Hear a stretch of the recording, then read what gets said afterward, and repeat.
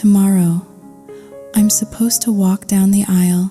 Tonight, I should be buzzing with a happiness so electric it keeps me from sleeping. I should be dreaming of white lace and forever.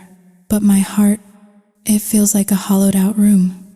There's nothing inside, just a quiet, flat emptiness. My life isn't just normal, it's less than normal.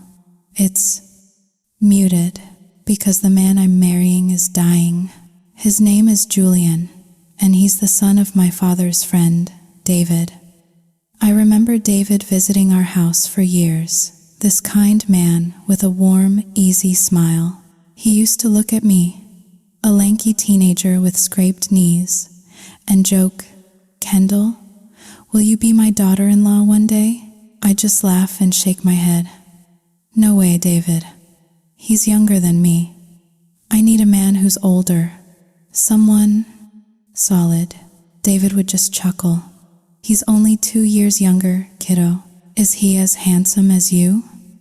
I'd press, with all the innocence of a girl who didn't yet know how cruel life could be. David would just smile, that sad smile of his, and say nothing. David was a good-looking man, 45, with a kind face that looked like it was made for smiling. His wife, Lydia, was beautiful too, a real stunner. You'd look at them and think they were a golden couple, straight out of a magazine. You'd think their son would have won the genetic lottery, but he didn't. Julian was born with a heart that was failing from his first breath. And then other things, a cascade of illnesses that clung to him like a shadow. Lydia was disappointed. That's a gentle way to put it. She was shattered. She blamed it on David's family history, some distant great-great-uncle who had the same condition and died at 20. Julian is 18 now, and Lydia is terrified he won't make it to 20. So she came up with a plan, a desperate, cold plan. She wanted to marry him off, fast. She was obsessed with the idea of a grandson, an heir to carry on the family name, a legacy. But who would marry a boy who was confined to his bed, a boy who was more ghost than human? And to make it all the more tragic, Julian was their only child. Lydia and David had tried for more, for years. Nothing. And for that, Lydia blamed David too. She'd whisper it, then say it, then scream it in their fights. He was weak. His body had failed her. At one point, her bitterness spilled over, and she started having affairs, a desperate attempt to feel alive, I guess, while her husband and son felt like symbols of death. David knew. He suffered in silence, as long as she was discreet, as long as she didn't bring her lovers into their home. When no one answered Lydia's call for a bride, she and David put a price on the offer. $300,000. Cold, hard cash. For any girl willing to marry their son, they would cover the wedding. All of it. The girl's family wouldn't have to spend a dime. They'd just collect the money. And their daughter. A month went by. Still no takers. And why would there be? Would you? Would you trade your one and only youth, your one and only shot at a life, to be a nursemaid to a dying boy, to live in a house of grief until you became a widow at 21? The thought of it, of sharing a bed with someone who was fading, it made my skin crawl. No amount of money was worth that. That's what I thought, anyway. That thought, so clear and certain, lasted exactly 3 days. It vanished the moment 2 men in cheap suits showed up at our door. They weren't here to sell us anything. They were here to collect. My father, a good man with a terrible sickness for cards and dice, had borrowed money from the wrong people, $200,000, with the interest, the juice as they called it. It was now almost $300,000. Our small, quiet world imploded. My father just sat there, shrunken, silent in his shame. My mother and my older brother, they just wailed. A lifetime of working the hard soil on our small farm wouldn't produce that kind of money. Not in 100 years. The shock sent my mother to her bed, a sudden, debilitating sickness of despair. My brother, disgusted and broken, packed a bag and left for the city, looking for work, looking for an escape. The house felt like a tomb. "Dad," I whispered to him that night, the silence thick around us. "What happens if we can't pay? They'll take the house, won't they?" He looked at me, his eyes hollow. "They said if we don't have the money by tomorrow, we're out on the street. And I don't know where to get it, Kendall. I just don't know. How much? Exactly how much is it now?" 310,000. He choked out. My God. The interest was $10,000 a day. It wasn't a loan, it was a death sentence. "What about David?" I asked, a sliver of hope. "He's always been so kind to us. He's rich, Dad. Maybe he'd lend it to you." My father flinched. "I can't, Kendall. I already borrowed 200,000 from him before, for this. I haven't paid that back. How can I ask for more?" The floor fell out from under me. "You borrowed money from him to gamble." I felt sick. "So, what are we supposed to do? You want us to live on the street?" And then I saw it, a flicker in his eyes, an idea, a horrible, terrible idea. He looked at me, his gaze so desperate it was terrifying. "Kendall, did you hear about David's offer for his son?" "I heard," I said, my voice cold. "No one's taking it. Who would marry a boy who's about to die? He's a skeleton, Dad. It's creepy." His voice was a plea, a raw, ragged whisper. "Kendall, what if you did it? What if you said yes? We'd have the money, we could pay them back, and you'd be set. David's family is wealthy. You'd be a daughter-in-law in a good home. They're my friends. They wouldn't let you suffer." I recoiled, disgusted. Suffer? Dad. How could I marry someone who's already dead? Just thinking about it makes me want to throw up. Think about it. He's stuck in a bed, he can't even move. He's not even a person anymore. He's just a body waiting to stop. I'm scared, Dad. I won't do it. "So you want to see your whole family homeless?"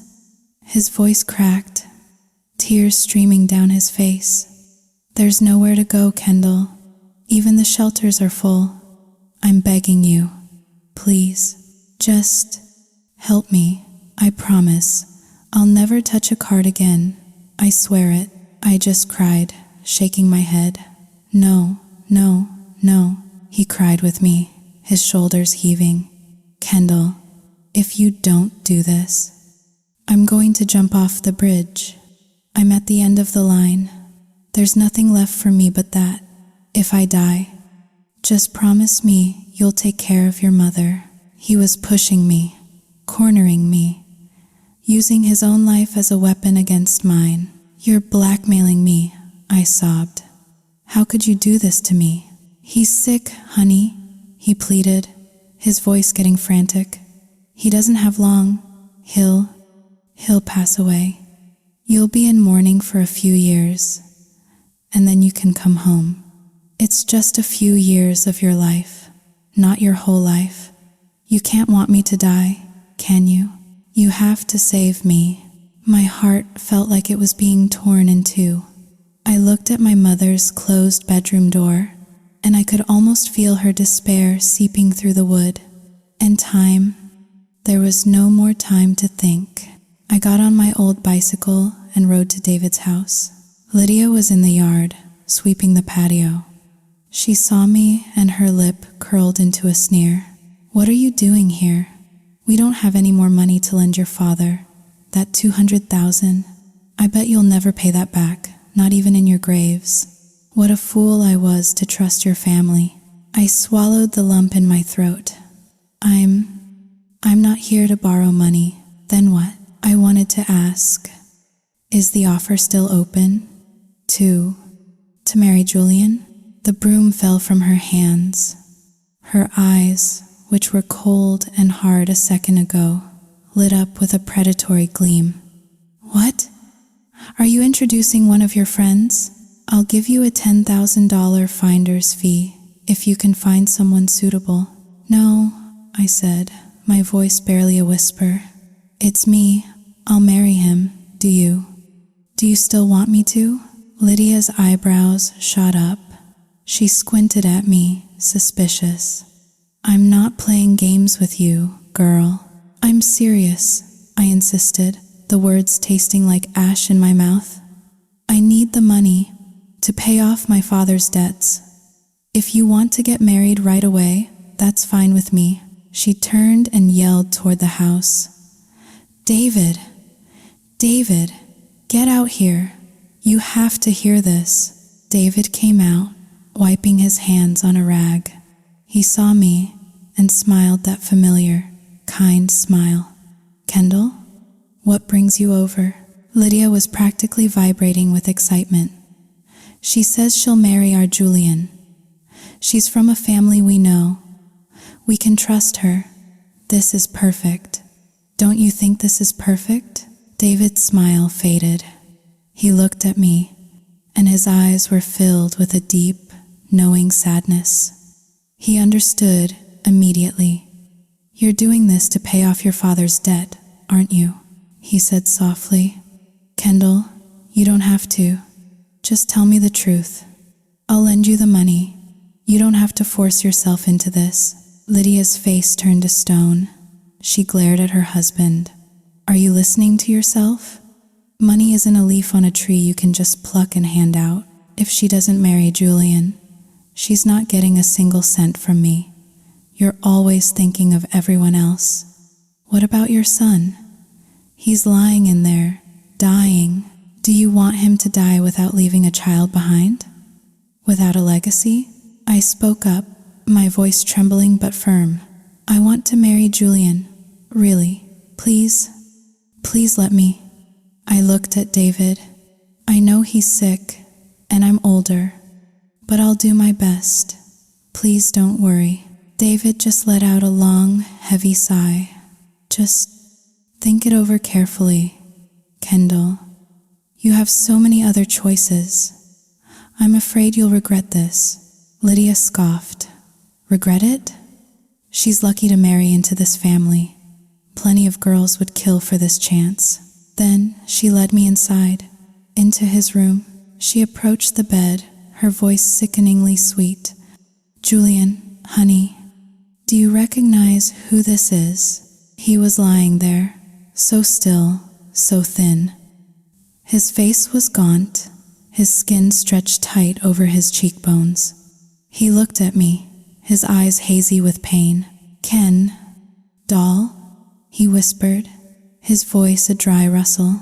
I nodded, forcing a smile. Hi, Julian, you're older than me, he murmured. Lydia jumped in, beaming. It's okay, son. You can call her by her name, because Kendall is going to be your wife. Julian looked from his mother to me, his eyes wide with confusion. Wife? Looking at him, God, there was no life left in him. He was just skin and bones. Breathing was a struggle. He looked like he was moments from death, and they wanted a wife for him. What for? But I nodded. I said yes, and I walked out of that house with a check for $300,000. I gave it to my father. My hands were shaking. Here, I said, my voice flat. Pay what you owe, and from now on, you get your life together. You stay away from gambling. If you don't, I will never, ever forgive you. He clutched the check to his chest and sobbed. Thank you, my girl. Oh, thank you. You saved my life. You saved me. Get ready, I told him, turning away so I wouldn't have to see his tears. They're coming tomorrow to arrange the wedding. The next day, David and Lydia came over with gifts. It all happened in a blur. They set the date. Lydia gave me gold to wear, a necklace, earrings, a bracelet. She gave me $20,000 for a new wardrobe. The whole thing, from proposal to wedding day, was crammed into a single week. On the day of the wedding, it was just David and Lydia and a few of their relatives who came to pick me up. My husband couldn't come, of course. He was in his bed. When I appeared in the white dress, I heard the whispers. The bride is beautiful. So sad. She'll be a widow in no time. She's only doing it for the money, to pay for her father's sins. A girl like her would never marry a dying boy. The words were like little needles, but I didn't let them show on my face. This was my fate. I had chosen it. At their house, I went through the motions alone. I bowed to their ancestors' altar alone. I served drinks to the guests alone. My husband was in his room, the noise and commotion making his condition worse. He was on an oxygen tank. I heard someone with a cruel mouth whisper, "Look at him, he's a living corpse. She's marrying him today, he'll be buried tomorrow." That night, my new mother-in-law, Lydia, called me into her room. "You called for me?" I asked. "Yes." "Sit down." Her voice was soft, almost gentle, which was more unnerving than her usual sharpness. "Kendall, you know that my son, your husband, is very ill," the doctor said. "He doesn't have much time left. That's why we rushed this. We want Julian to have a wife and a child. We only have him. If something happens to him, we want to have his child to remember him by. It would give us peace." I understood what she was asking, what she had bought me for. I nodded. "I understand. I will. I will try my best to please my husband. And to get pregnant, you don't have to worry." A satisfied smile spread across her face. "That's good. Very good. Thank you, Kendall." On my wedding night, I took a shower, washing away the day, washing away the girl I used to be. Then I filled a basin with warm water and carried it into our room. Into his room. I was going to clean him, change his clothes. I looked at him, lying there, his chest rising and falling in shallow, ragged breaths, his mouth half open. A wave of pity, so sharp it felt like pain, washed over me. I spoke softly, "Julian, let me help you get cleaned up, okay?" His eyes were closed, but his lips moved, a silent agreement. I gently unbuttoned his pajama top, and I saw him, really saw him. My God, he was just bones. A fragile cage of ribs under pale skin. A chill ran down my spine. I was terrified. After I washed his chest and arms, I changed his shirt. Then I moved to his pants. As I washed him, a morbid curiosity took over. Where was it? I looked closer. There was just a small, wrinkled knot of flesh, like a tiny, leftover piece of skin. So frail, so lifeless. How was that supposed to make a baby? My wedding night duties consisted of this. Twice, I got up to mix painkillers for him. I spoon-fed him a few sips of a nutritional shake, and I emptied his bedpan. Twice. That was it. That was my wedding night. He didn't have the strength to consummate anything. He didn't even have the strength to lift his head and look at me. The next morning, I was carrying the basin to get fresh warm water to wash his face when Lydia followed me into the hallway. Her eyes filled with a prying curiosity. "Kendall, how did it go? What's the situation?" I sighed, the exhaustion of the night settling deep in my bones. "He seems very weak, Lydia. I don't think he's well. Does he have to take painkillers every night like that?" Her face fell, a shadow of genuine sadness crossing her features. The whole day was a cycle of the same tasks: mixing medicine, preparing shakes, emptying the bedpan, cooking, cleaning. That was my life now. This is what it means to be a wife, I thought to myself. This is it. That evening, Lydia returned from a visit to some psychic she frequented. The psychic had told her Julian's time was running out, that if they didn't act fast, the family line would end. She was frantic. He had sold her a small packet of white powder. He said to mix it in Julian's shake. It was their only chance. She came into our room. "Is Julian tired today?" "Very," I said. "He's needed painkillers 3 times already, and he's been throwing up. There's nothing left inside him." Lydia's eyes darted around, filled with panic. "Oh God, this isn't good. We have to be quick." She saw the untouched shake on the bedside table. "He didn't drink his shake?" "No, he throws it up every time he tries. He's afraid to drink it now." "He has to," she insisted. "If he doesn't, he'll get weaker, and then it will be too late. Here, let me make him a new one." She went to the small kitchenette in the corner of the room, and I saw her furtively tear open the packet and stir the white powder into a small amount of the shake. She brought it over to me. "Here, just a little bit. Make him drink this. It won't be so intimidating if it's a small glass." "Okay." I put a straw in the glass. Lydia stood beside the bed, coaching him. "Drink this, my son. After you drink this, you'll feel so much better. Come on, be strong, for our future. For your future children." Julian struggled. His face contorted in pain as he sucked weakly on the straw. He gagged a few times, but he managed to keep it down. And then, something strange happened. After he finished, he seemed to wake up. His eyes became clear. He looked at me, then at his mother. He even spoke, his voice stronger than it had been all day. It was a stark contrast to the exhausted, barely there boy from that morning. Lydia saw the change. The medicine was working. She smiled, a triumphant, almost manic look in her eyes. "Well, I'll leave you two alone now. Get some sleep. You're newlyweds, after all." She winked, then slipped out, closing the door behind her. I turned back to Julian. He was staring at me, staring with an intensity that made me uncomfortable. A cold knot of dread formed in my stomach. Is this it? I thought. Is tonight actually my wedding night?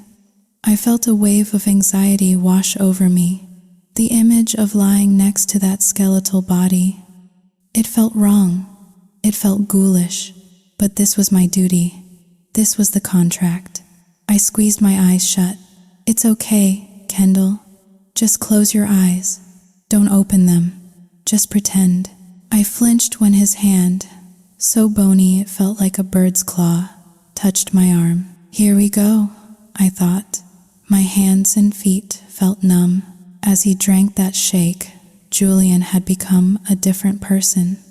The way he was looking at me, it was strange, alien. I kept my eyes clamped shut, chanting to myself like a mantra. "Don't open them. Don't open them. If you open them, you'll scream. You'll pass out. Just keep them shut." His bony hand moved from my arm to my shoulder. Even though he seemed more alert, I could still hear his breathing, ragged and labored. He shifted his body towards me.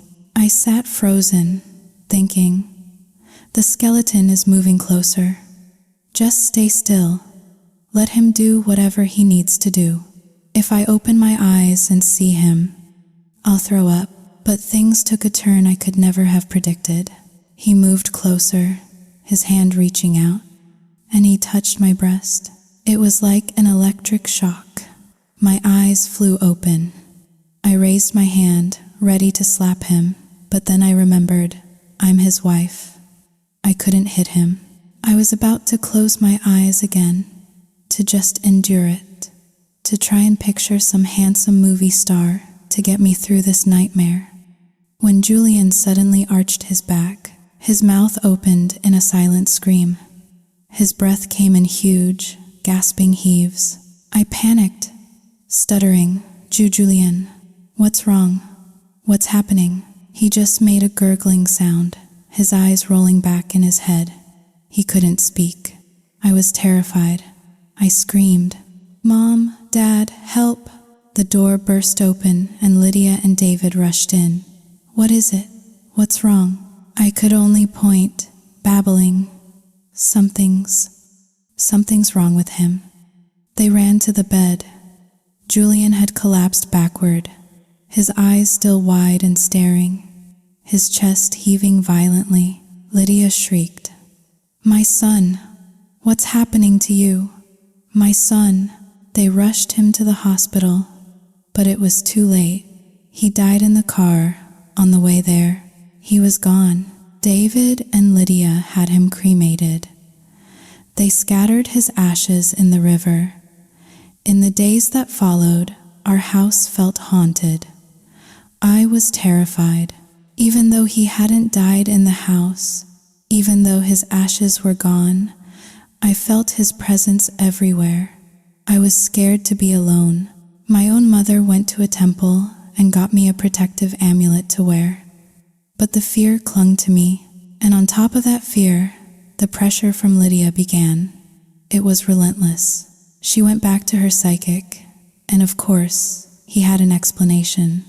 He told her Julian had died sooner than fated. Because of me.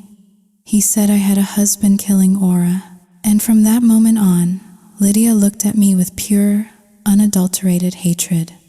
I became the source of all her pain, the scapegoat for her lifetime of disappointments. One afternoon, I was in the kitchen cooking. She was sitting in the living room, her voice like ice. Kendall, get out here. I washed my hands and went to her. You called me, Lydia? Is there anyone else in this house named Kendall? Who else would I be calling? I bowed my head. What is it? Her eyes were narrowed, her face a mask of fury. Tell me the truth. That night, did you smother him? Did you press a pillow on his face until he stopped breathing? The accusation was so shocking, it stole my breath.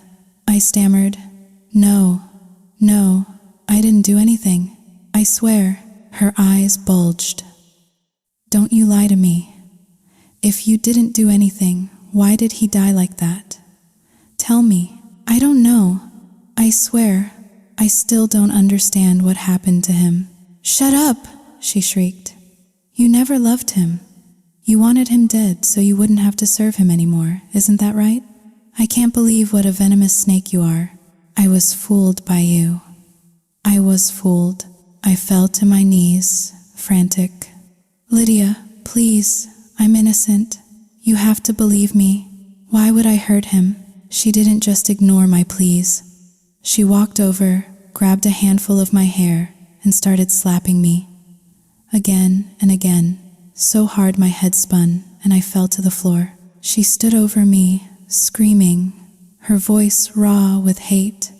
You poisonous viper, you killed my son, and for that, you will stay here, in this house, and you will live a life of solitude.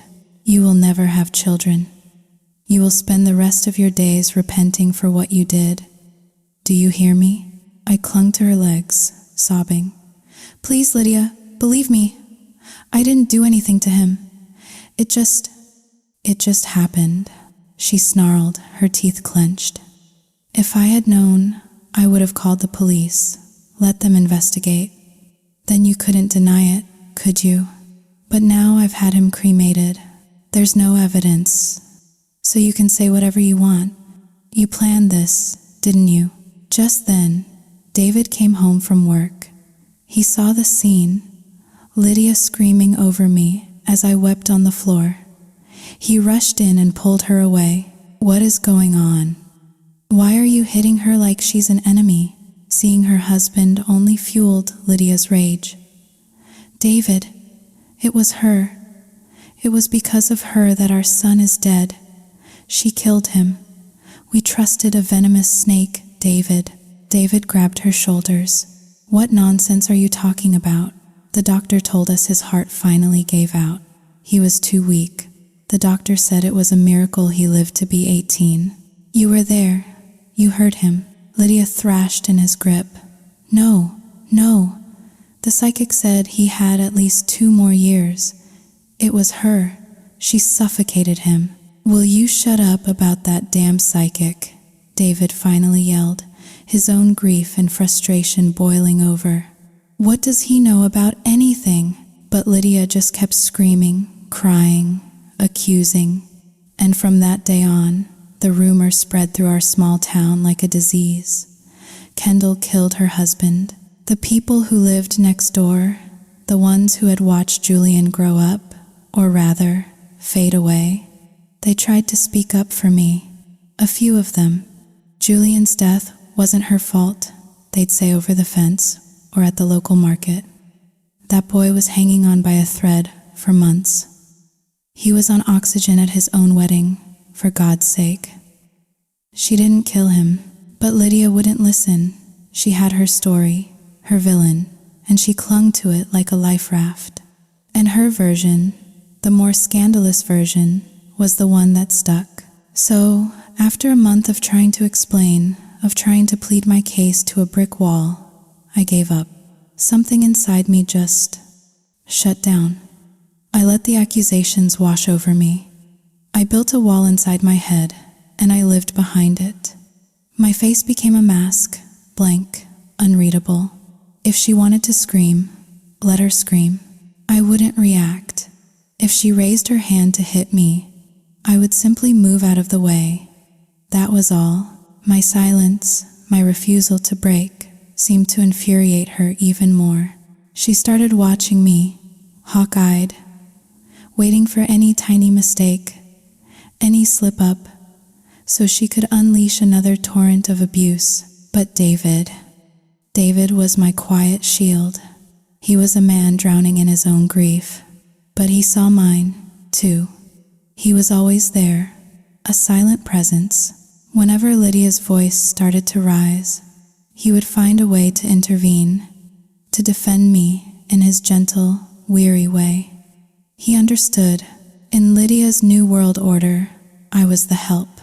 I did everything, the cooking, the laundry, the cleaning. She never lifted a finger. Our backyard was large, and she made me turn it into a small farm.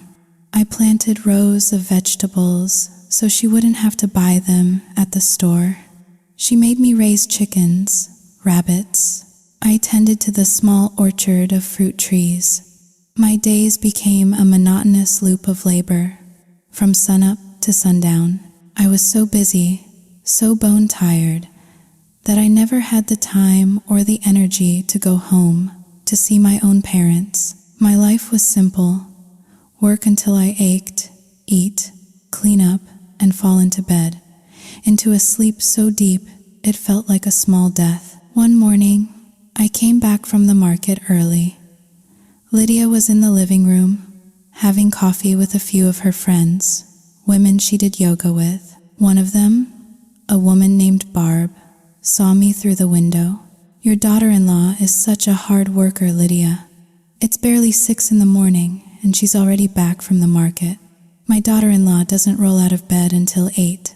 Lydia let out a long, theatrical sigh. Don't compare, Barb. It'll just make you tired. She works hard, yes, but she has a cursed aura. Kills husbands, kills hope. Anyone who gets close to her will only know misery. It's because of her that my Julian is gone. Do you see any joy in my life? Barb looked surprised. Oh, Lydia, I thought Julian passed from his condition? Lydia scoffed, her voice dripping with false tragedy. He was sick, it's true, but he was getting better. He was getting stronger. I saw it with my own eyes. And then she marries him. and one day later, he just drops dead. The timing is a little too perfect, don't you think? My life is just so miserable.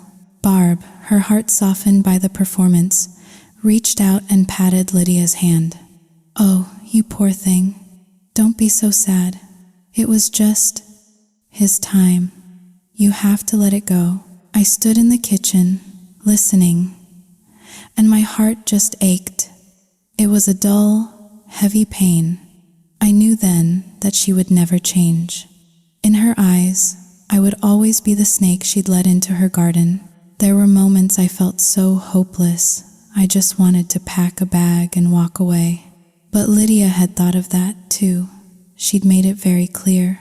If you even think about leaving, she told me, her voice low and menacing, I will sue your family for every penny of that $300,000. And the gold and the wedding costs, I will ruin them. So I stayed. I bit down on the bitterness, and I endured.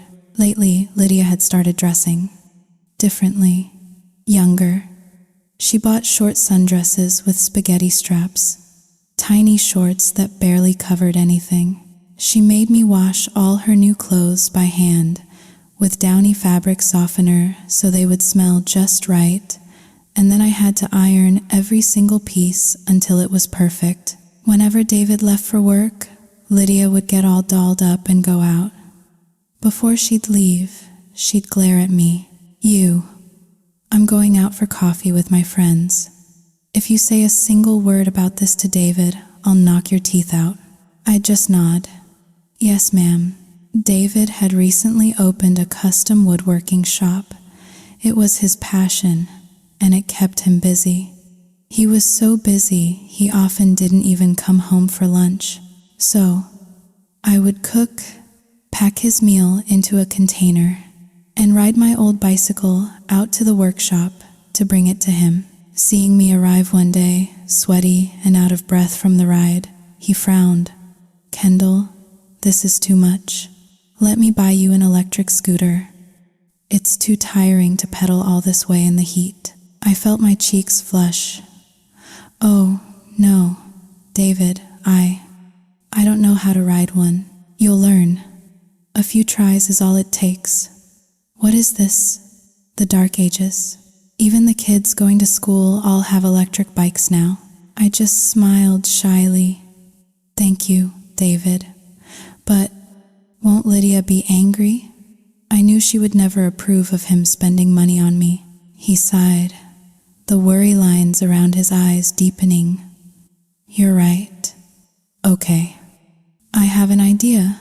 I'll buy it for you. But if she asks, you tell her your parents bought it for you. That way, she can't say anything. I nodded. Okay. Then he looked at me, a thought crossing his mind. Speaking of which, is your mother-in-law at home, or did she go out again? She was out, of course, but I was too scared to tell the truth. I lied. She's at home, taking a nap. All right, he said, not looking convinced. Well, you head on home. I've got to get back to work. Okay, I'm leaving now. As I wheeled my bike out of the workshop, I glanced back. David was already lost in his work, focused and intense. He was 45, but he moved with the energy of a man half his age, stronger and faster than any of the young guys he'd hired. Everyone admired his work ethic, and yet, all Lydia ever did was call him weak, complain about him, criticize him. I couldn't understand it, but I didn't dare ask. I was more afraid of Lydia than I was of a tiger, so I kept my mouth shut. Silence was golden. Asking questions in that house only got you a slap in the face. I pedaled home. As I got to the gate, I saw Lydia's car in the driveway, and next to it, a sleek, unfamiliar motorcycle. She must have a friend over, I thought. I pushed my bike onto the lawn. My dog, Goldie, was strangely quiet. Usually, she'd bark at anyone, friend, or stranger who came to the house. I patted her head, being a good boy today, Goldie. I'll get you some leftovers in a minute. I walked into the house, and I heard noises from Lydia's bedroom, giggles, and a soft, strange moaning sound, and heavy breathing. What on earth is she doing in there? I wondered. Curiosity got the better of me. I tiptoed to her bedroom door, which was cracked open just a sliver. I peeked inside, and my eyes went wide. Lydia was on the bed, stark naked. She was on her hands and knees, and behind her was a man, a young man, holding her hips, thrusting into her again and again. My face burned with shame. I stumbled backward, making my way to the kitchen, trying to pretend I hadn't seen anything, but my hands were shaking, my whole body was trembling. It was so bizarre. She's the one doing something wrong, bringing a man into her husband's house. But I'm the one who's terrified. I fumbled around in the kitchen, my mind racing. What do I do? If she comes out and finds me here, she'll kill me. She'll know I saw. I can't let her know. I have to leave. I have to get out of the house for a while and come back later. I snuck back outside and grabbed my bicycle, but as soon as I started to wheel it toward the gate, Goldie, that traitor of a dog, started barking his head off. Oh, no. Before I could even get the bike off the property, the front door flew open. Lydia stood there, a towel wrapped hastily around her body, her face a mask of fury. "You!" she shrieked, her eyes wild. "When did you get back?" My voice caught in my throat, my hands shaking so badly I could barely hold the handlebars. I felt like a thief caught in the act. I just got back. No, wait. I mean, a little while ago. She stormed towards me, grabbed my hair, and dragged me back into the house. She slapped me, twice, hard across the face. The world exploded in stars. "When did you get back?" she screamed. "What did you see?" I was so scared I couldn't think straight. "I got back a while ago. I saw you and that guy doing that thing." "Oh God, no, I didn't. I didn't see anything. I swear." I was babbling, lies and truths spilling out in a panicked jumble. She snarled, her fingers digging into my scalp. "Are you mocking me, you little bitch?" "No, Lydia, no, I wouldn't dare. I'm too scared of you. You could offer me money, and I still wouldn't dare mock you. Ah, so now you're getting smart with me, is that it?" Just then, the young man came out of the bedroom, pulling on his jeans. He stepped between us. Hey baby, calm down. Let's just talk to her. Don't get so worked up. You'll ruin everything." Lydia's voice instantly softened. "I'm just so frustrated. This girl, she's not smart. She's not stupid. She's just this clueless idiot. It drives me crazy." The young man soothed her, stroking her arm. "It's okay. Go put some clothes on. We'll handle this. Go on, sweetheart. I'll watch her." Her voice turned sugary sweet. "Okay, baby. You keep an eye on her. Don't let her run off." As soon as Lydia disappeared back into the bedroom, the young man turned his attention to me. He gave me a sleazy smile. "Hey there, you're Kendall, right? Julian's wife?" I kept my head down, mumbling, "Yes. Hey, look up. Don't be scared. I'm here now. I'll protect you." I hesitantly lifted my head. He whistled under his breath. "Wow, you're really pretty. If you dressed up a little, you'd be a princess." I stayed silent. He clicked his tongue. "Such a shame. A beautiful girl like you, already a widow." "Hey, let me ask you something. You and him, did you ever, Do it? My face turned bright red. What was he asking? Do what? It. I was so embarrassed. No. Before we could. He passed away. The man let out a long, disappointed sigh. What a waste. That's the most wonderful thing in the world, and you've never experienced it. Such a shame. He winked at me. You want to try it? I can help you. I recoiled, terrified of Lydia. No, I don't want to. Lydia came back out, dressed. Okay, I'm ready. The young man smiled. All right, let's all sit down and have a chat. We sat. Lydia glared at me, her voice low and threatening. What you saw today. If you tell anyone, I will cut out your tongue. If you know what's good for you, you'll keep your mouth shut.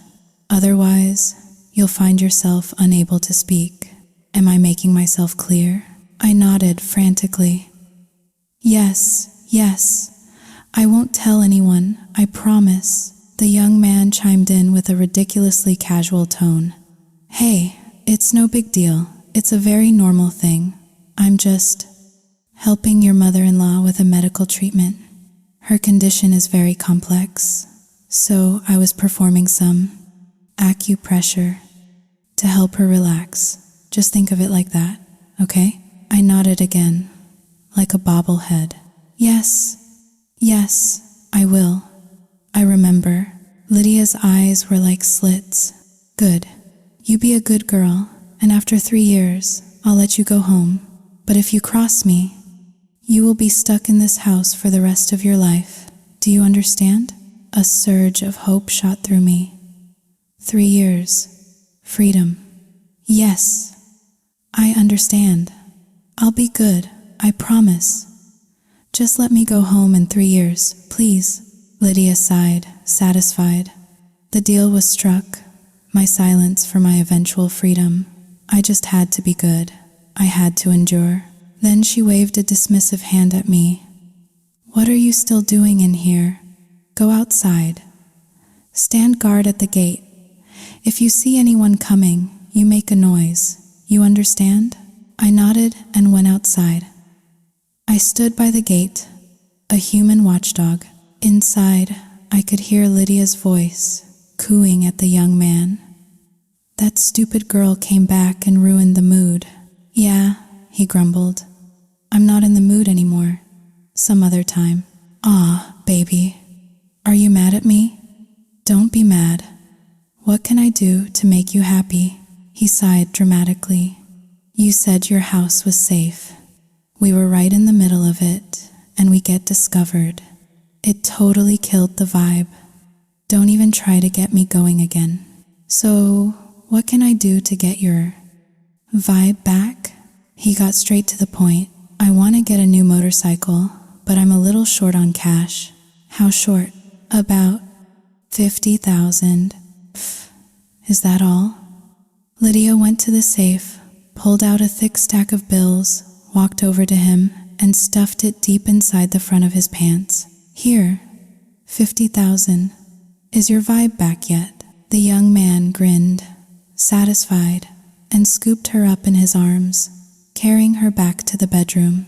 I stood guard at the gate for what felt like an eternity. An hour passed.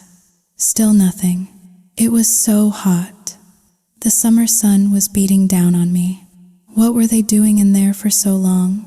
I was thirsty, but I was too scared to go inside for a drink. What if they fell asleep? I thought. If David comes home and finds them, we're all dead. I decided I had to do something. I had to go in and wake them up. If David came home now, it would be a catastrophe. I walked back into the house and went straight to the bedroom. I didn't knock. I shoved the door open with all my might. It swung open with a bang, and there they were, still naked. The man was so startled he practically threw Lydia off him. She yelped and fell onto the floor, scrambling for a towel to cover herself. What is it? She sputtered. Why did you burst in like that? The young man was in a blind panic. He must have thought it was David. He scrambled up, punched his fist straight through the glass of the window, and leaped out into the yard, running for his life without a scrap of clothing on. I just stood there, scratching my head. I was worried you fell asleep, so I came in to check on you. Lydia was in shock. She grabbed 2 towels and pressed them to her head, shrieking, "You absolute moron! You could have called from outside. Why did you have to break the door down? You almost gave me a heart attack. Are you insane?" I looked down, mumbling. It was just so quiet. I thought, "You thought what? You thought what?" I could have died from the shock. Oh, my head. My head is killing me. Get me the painkillers from the cabinet. I rushed over to the cabinet. There were 2 bottles of pills inside. I grabbed the one in the front and handed it to her. She was in so much pain, she didn't even look at it. She just popped the cap, shook 2 pills into her palm, and swallowed them dry. I ran to get her a glass of water. "Here, Lydia." She drained the glass, then handed the bottle back to me. "Put this back. I'll need it again later." "Okay." As I took the bottle, I noticed it looked different. "When did you switch medicines? I thought you used a different bottle." She snapped. "Are you blind? It's the same bottle." I held it up to her face. "No, look. It's different. I'm sure of it." Lydia finally focused on the bottle in my hand. Her eyes went wide with horror. I was startled. "What? What is it?" she stammered, her face turning pale. Oh God, no. This is the Viagra." "Oh, you idiot. You gave me the wrong pills. You've killed me, Kendall. You've killed me." "Viagra?" I didn't know what that was, but I could smell danger, big danger. I did the only thing I could think of. I turned and ran. Lydia grabbed a broom and chased me out into the yard. Around and around the house we went. She chased me for nearly 10 laps before she got too tired and had to sit down, gasping for air. I was exhausted too, panting, my hands on my knees. After 5 minutes, she got her second wind, picked up the broom, and started chasing me again. I ran to the big mango tree in the yard, scrambled up the trunk, and climbed as high as I could. She couldn't climb. She stood at the bottom, swinging the broom up at me, but she couldn't reach. She was furious, seething. Get down here right now." "No way," I yelled from my perch. "You'll kill me if I come down." "You get down here right now, or I'm going inside to get an axe. I'll chop this tree down and you'll fall and break your neck." Just as she turned to go get the axe, David's car pulled into the driveway. Lydia froze. She ran back to the base of the tree. David got out of the car, looking confused. "What are you 2 doing?" Lydia quickly composed herself, forcing a smile. "Oh, honey, you're home." I was craving mangoes, so I asked Kendall to climb up and get some for me. She looked up at me, her eyes sending daggers. "Kendall, honey, that bunch right next to your hand. They look delicious. Pick them for me, will you?" I nodded. "Okay, catch." I broke off the bunch of mangoes and aimed for her outstretched hands. I aimed perfectly, but somehow, the entire bunch landed squarely on top of her head with a loud thwack. Thwack. She yelped in pain. I froze, terrified, but her reaction was bizarre. Despite the obvious pain, she just smiled sweetly. "It's okay, honey. Come on down now. We have to get dinner started." An hour after she'd taken the wrong pills, the medicine started to kick in. I was in the kitchen cooking when I heard a commotion upstairs, banging sounds. I crept upstairs to see what was going on, and I saw Lydia chasing David around the living room. "Come here, honey. Stop running. Come to me, my love." David was running for his life. "Are you crazy? I just got home from work. I haven't even showered yet, and you're jumping on me like a wild animal. Get away from me." And so began another chapter of chaos in that house. After the chaos of that day, the relationship between Lydia and me fractured even more. You'd think that after a night of, well, whatever that was, she might see the humor in it, or at least gain some perspective. But no. The next morning, I woke up to find her sitting in the living room, looking like a zombie. Her face was gaunt, and she had dark, bruised-looking circles under her eyes. The moment she saw me, the venom returned. You damn curse," she hissed. "It's all your fault. Because of you, I didn't sleep a wink last night. I was in agony all night long." I shifted awkwardly, feeling a strange mix of guilt and amusement. I'm really sorry, Lydia. So, did David not come back to you last night? He ran away. She spat. He hid from me. I waited all night and never saw him again. It's infuriating, I asked, with a genuine, if naive, curiosity. What about that young guy? Why didn't you call him? Lydia's eyes bulged with rage. Don't you mention him. Now that you bring it up, when you burst in yesterday, he thought it was David coming home. He panicked and punched through the window to escape. A shard of glass cut. Well, it cut him down there. He needed 7 stitches. He's been in the hospital since yesterday afternoon. You are a walking disaster. Everything you touch turns to ruin. I'm going to die because of you. I just stood there, silent. Anything I said would only make it worse. Another word, and I'd be nursing a swollen cheek. After her tirade, she exhausted herself and went back to her room to sleep. I was cleaning up when David came home, wheeling a brand new electric scooter. "Here you go, Kendall," he said, a small smile on his face. "From now on, no more pedaling that old bike." My eyes lit up. "Wow, it's beautiful, David. Thank you so much.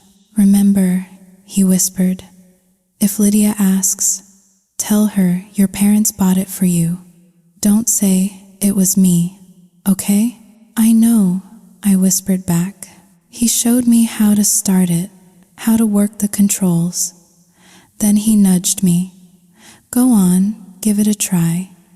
Get the feel for it." "I'm scared, David." "There's nothing to be scared of. Just be bold. You can't ride that rickety old thing forever." So I took a deep breath and tried it, and to my surprise, I could do it. I rode a small loop around the yard and came back, beaming. "You're a natural," David praised. "You picked it up right away." I felt a surge of confidence. I can't believe how easy it is. "Hey, hop on.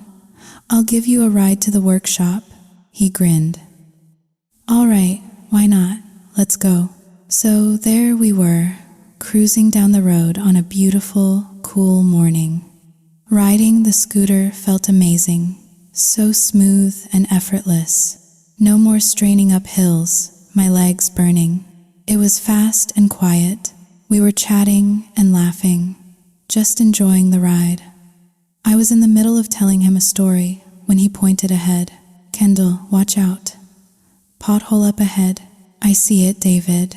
I swerved to avoid the pothole, but right next to it was a fresh, steaming pile of cow manure. Naturally, I swerved to avoid that, too. I mean, who wants to christen their brand new scooter by driving through cow dung? I don't know what happened. I don't know how I managed it. But as I jerked the handlebars, David yelled from behind me, "Kendall, watch out." The Poe, he didn't even finish the word. The scooter, David, and I all went flying through the air and landed with a massive splash right in the middle of the village pond. We sank. A few passers-by helped fish us out. David sat on the bank, his face pale, his head in his hands. He looked at me, his voice trembling. "Kendall, Are you okay? I spat out a mouthful of pond water. I'm fine, I sputtered. I was really thirsty a minute ago, but I'm not anymore. David let out a shaky breath. Thank God. As long as you're not hurt. He had to haul the waterlogged scooter to a repair shop, and I walked home, still in shock from our unexpected swim. As I walked, a new worry crept in. I swallowed so much of that pond water. I wonder if I swallowed a leech? They say those ponds are full of them. That afternoon, while I was weeding the vegetable garden, David brought the scooter back. Lydia was home. Whose is that? She demanded. It's Kendall's, David said smoothly. Her parents bought it for her. It broke down this morning, so I took it to get fixed. Lydia sneered. Are her parents blind? Buying a broken scooter? How pathetic. From the parents to the child, they're all a bunch of clueless idiots. I can't stand it. After her young lover, I decided to call him Mike, in my head, was injured, and in the hospital, Lydia learned a valuable lesson. Never bring your boy toys home. It was unsafe, and it created gossip. So, as soon as Mike was discharged, she started spending all her time out. The moment David left for the workshop in the morning, she was gone.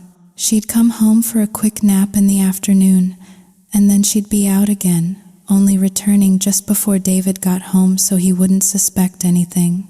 Lydia showed up at Mike's cheap rental apartment with a large fruit basket. Mike, honey, open up, it's me. Mike opened the door, his face sullen. Go away. I don't want anything to do with you anymore. Lydia's face crumpled. Mike, baby, why are you talking to me like that? I paid for all your hospital bills. You think a few dollars for medical fees makes up for what I went through? He snapped. Do you have any idea how much pain I was in? How humiliated I was? Lydia's voice was full of self-pity. I know, baby. I know. And right after that, she gave me the wrong pills. I was up all night, in agony. I lost pounds. I've been suffering too, you know. It's not the same. He shot back. When I was running down the street with no clothes on, do you know how people looked at me? Some of them were yelling, calling for the police. They thought I'd escaped from a mental asylum. Do you know how humiliating that is? Lydia tried to placate him. I'm so sorry, baby. From now on, I'll make it all up to you. Please don't be mad at me. He softened his tone slightly. What happened to that 50,000? I forgot all about it when I was running for my life. Lydia opened her purse and handed him a stack of cash. Here, it's all here. Do you want to count it? No, I trust you. He then got a sly look in his eye. Listen, honey, I have an idea. Let's see what you think. I could buy a small condo downtown. I'll live there alone. It'll be our place. It's safe. No one will know. Going to hotels all the time makes me nervous. I'm always afraid we'll run into someone you know. And after what happened at your house, I'm never going back there again. I'd rather die. Lydia considered it a private place. It made sense. But do you have enough money for a down payment? He sighed dramatically. Honey, I quit my job to be with you. I have no income. Why don't you just buy the condo for me? We'll be living there together eventually, right? Think of it as an investment in our future. Lydia was completely taken in by his smooth talk, but she hesitated. Buying a condo downtown is a big deal. I only have a few $100,000 in cash right now. I only have $400,000, to be exact, she confessed. That old man just invested a ton of money into his new workshop. Mike sighed again, the picture of disappointment. $400,000? That's not enough. Well, maybe you could borrow the rest. If not, I guess we'll have to go our separate ways. This whole situation is just too stressful for me. Lydia panicked. No, I can't. I love you too much, Mike. I can't live without you. He stroked her hair, his voice a silky whisper. I love you too, baby. But what else can we do? No, don't say that, she pleaded. I'll figure something out. Just give me a few days. I'll get the money. He nodded. Okay, I'll wait for you. In the meantime, why don't you bring me that 400,000? I can put a deposit down on a place. She practically melted in his arms. Oh, yes, of course, my love. She went home, cleaned out the safe, sold some of her gold jewelry, borrowed money from her yoga friends, and scraped together another 600,000. She gave it all to him.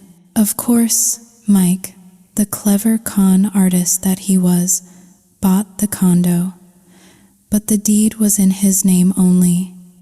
Lydia was just his walking, talking ATM. With a new love nest secured, Lydia was hardly ever home. The rumors started to fly. Everyone in town knew she was having an affair. It finally reached David's ears, and their house, which had been a place of quiet tension, became a battlefield of loud, angry fights. Lydia started staying out later and later. David, feeling helpless and defeated, started to drink. One evening, Lydia saw David stumble home, drunk, and immediately grabbed her purse to leave. Where are you going, Lydia? I asked, my voice small. She glared at me. Do I need to report my whereabouts to you now? No, it's just, David is drunk. Can't you stay home with him, just for one night? Ugh, I can't stand him when he's like this. He reeks of booze. It's disgusting. I'm going to a friend's house. If he throws up, you clean it up. Understand? She turned to leave. I couldn't help myself. Are you going to see your boyfriend? He seems shady, Lydia. You should be careful. He might be trying to trick you. Her face twisted into a snarl. You shut your mouth. Don't you dare talk about Mike like that. He's more trustworthy than a snake like you. If I hear you say one more bad thing about him, I'll kill you. She stormed out. David was a mess. He threw up all over the floor. I cleaned it up. I made him some lemon water to help with the alcohol. Looking at him, passed out on the sofa, my heart ached for him. He looked so sad, so defeated. I got a warm cloth to wipe his face. As I gently cleaned his skin, I thought, he must be so heartbroken over her. How could she be so cruel? A strange feeling washed over me, a deep, tender sympathy. His voice, slurred with sleep and alcohol, made me jump. Get that cloth away. I can't breathe. I jumped back. Oh, I was just trying to help you feel better, he mumbled, wiping my face by shoving the cloth up my nose. I'd die of suffocation before I die of alcohol poisoning. I'm sorry, I whispered. I was lost in thought. He sighed. It's okay, so... She left again? I lied. Again. She said she was going to a friend's house. I'm not sure which one. Kendall, he said, his voice weary. You don't have to lie for her. The whole town knows she's having an affair. Why are you still trying to protect her? I didn't know what to say. He looked so sad. Don't be sad, David, I found myself saying. Life is long, and there are plenty of other women out there. You're handsome, you're successful. Any woman would be lucky to have you. If she doesn't appreciate you, that's her loss. She'll regret it one day. He just shook his head. Go to bed, Kendall. It's late. The next morning, David woke up early. After a quick breakfast, he went to the safe to get some cash for the workshop. It was empty. Not a single dollar left. The gold was gone, too. Lydia had taken everything. He tried to call her. Her phone was off. He just sat there, staring into the empty safe, looking completely lost. I saw him sitting there, long after he should have left for work. "David, aren't you going to the workshop?" His voice was hollow. "She took it all, Kendall. All the money from the safe. There's nothing left." "Oh, David, I told you to be careful with him. He's a con artist. I bet he convinced her to give him the money." I looked at David's calm demeanor and felt a surge of confusion. If it were anyone else, they would be tearing the town apart looking for her. But David, he just seemed resigned. Sad, but not surprised. "Shouldn't we go look for her?" I asked. "We can find that guy, teach him a lesson, and drag her back here." He shook his head. "What for, Kendall?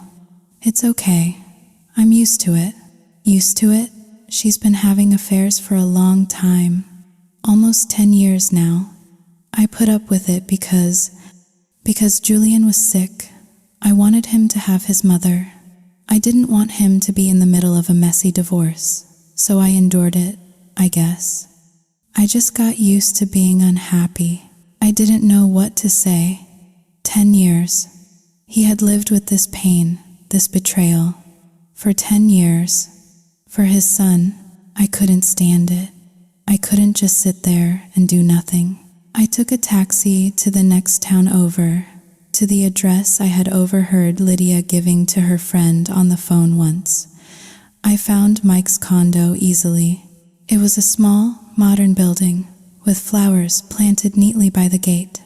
The gate was locked from the inside, which meant they were home. I could just knock, but what if he didn't open the door? I'd have wasted the taxi fare for nothing. So, I looked for another way in. I was always good at climbing. 30 seconds later, I was over the wall and in the yard. No dog. Perfect. I crept up to the house. Through the living room window, I could hear them. Lydia and Mike, giggling and laughing. What game were they playing now? I peeked inside. On a table, I saw Lydia's purse and Mike's wallet just sitting there. How careless. I slipped inside, opened the wallet and purse, and counted the cash.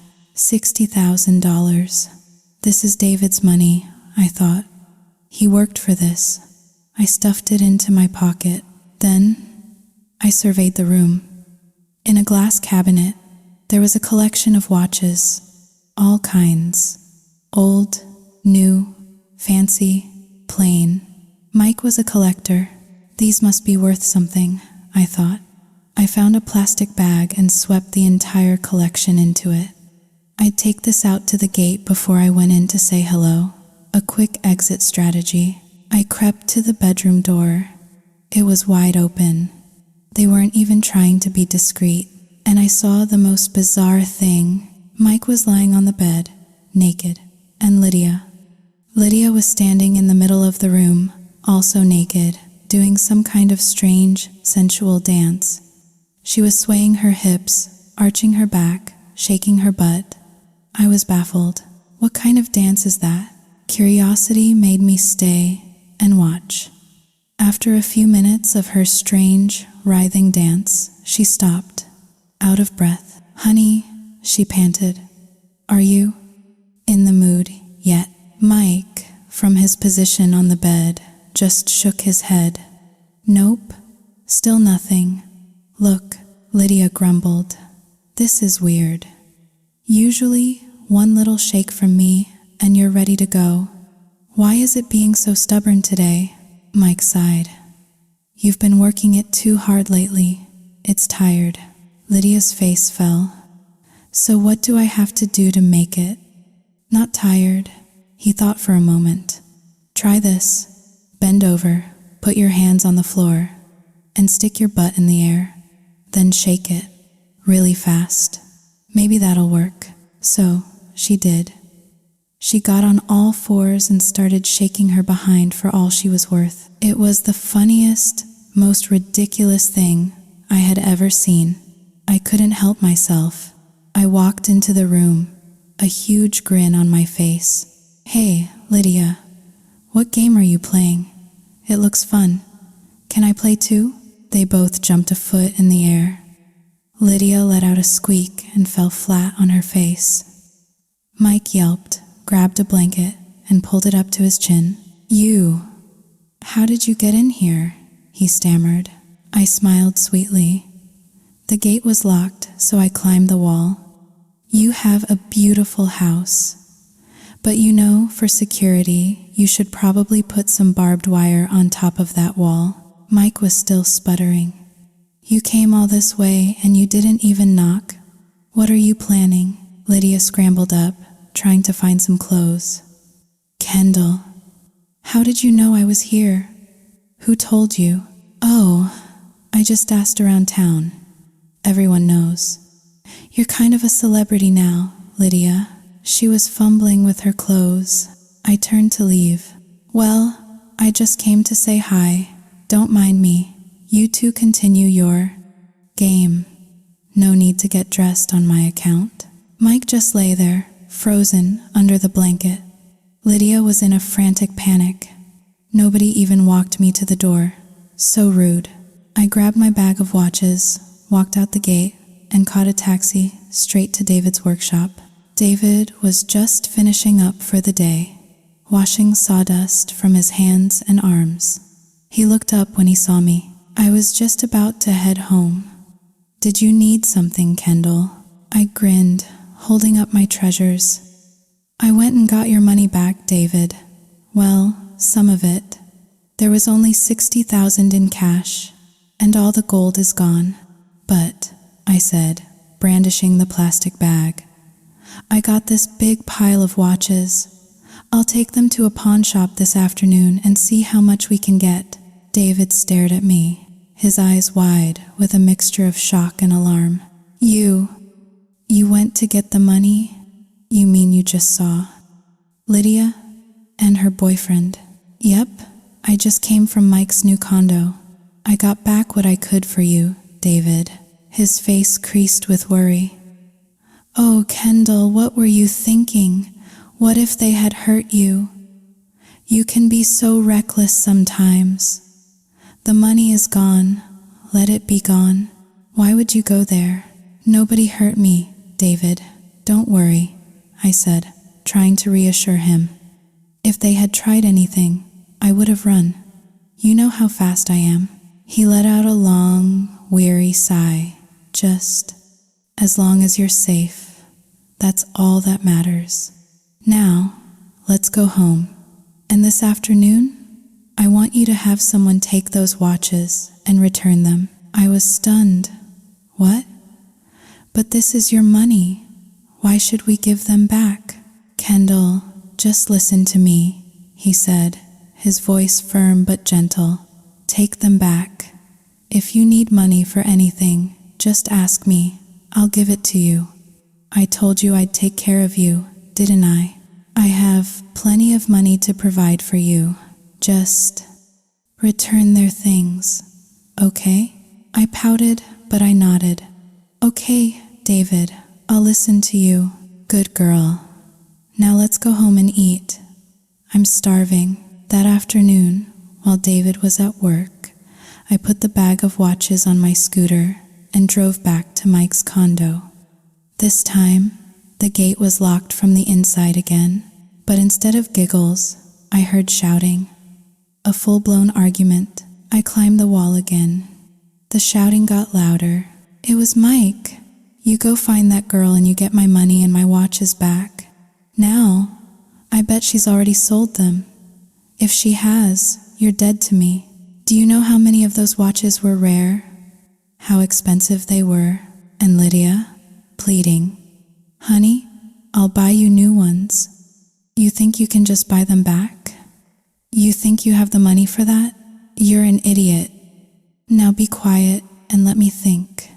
If you don't bring them back, you can get out. I don't need you anymore." Do you understand me? I walked in, holding the bag. I'm here to return your things. They both jumped, startled. Mike shrieked, You again? Are you trying to scare me to death? Lydia rushed over, grabbed the bag, and gave it to Mike. Here, honey.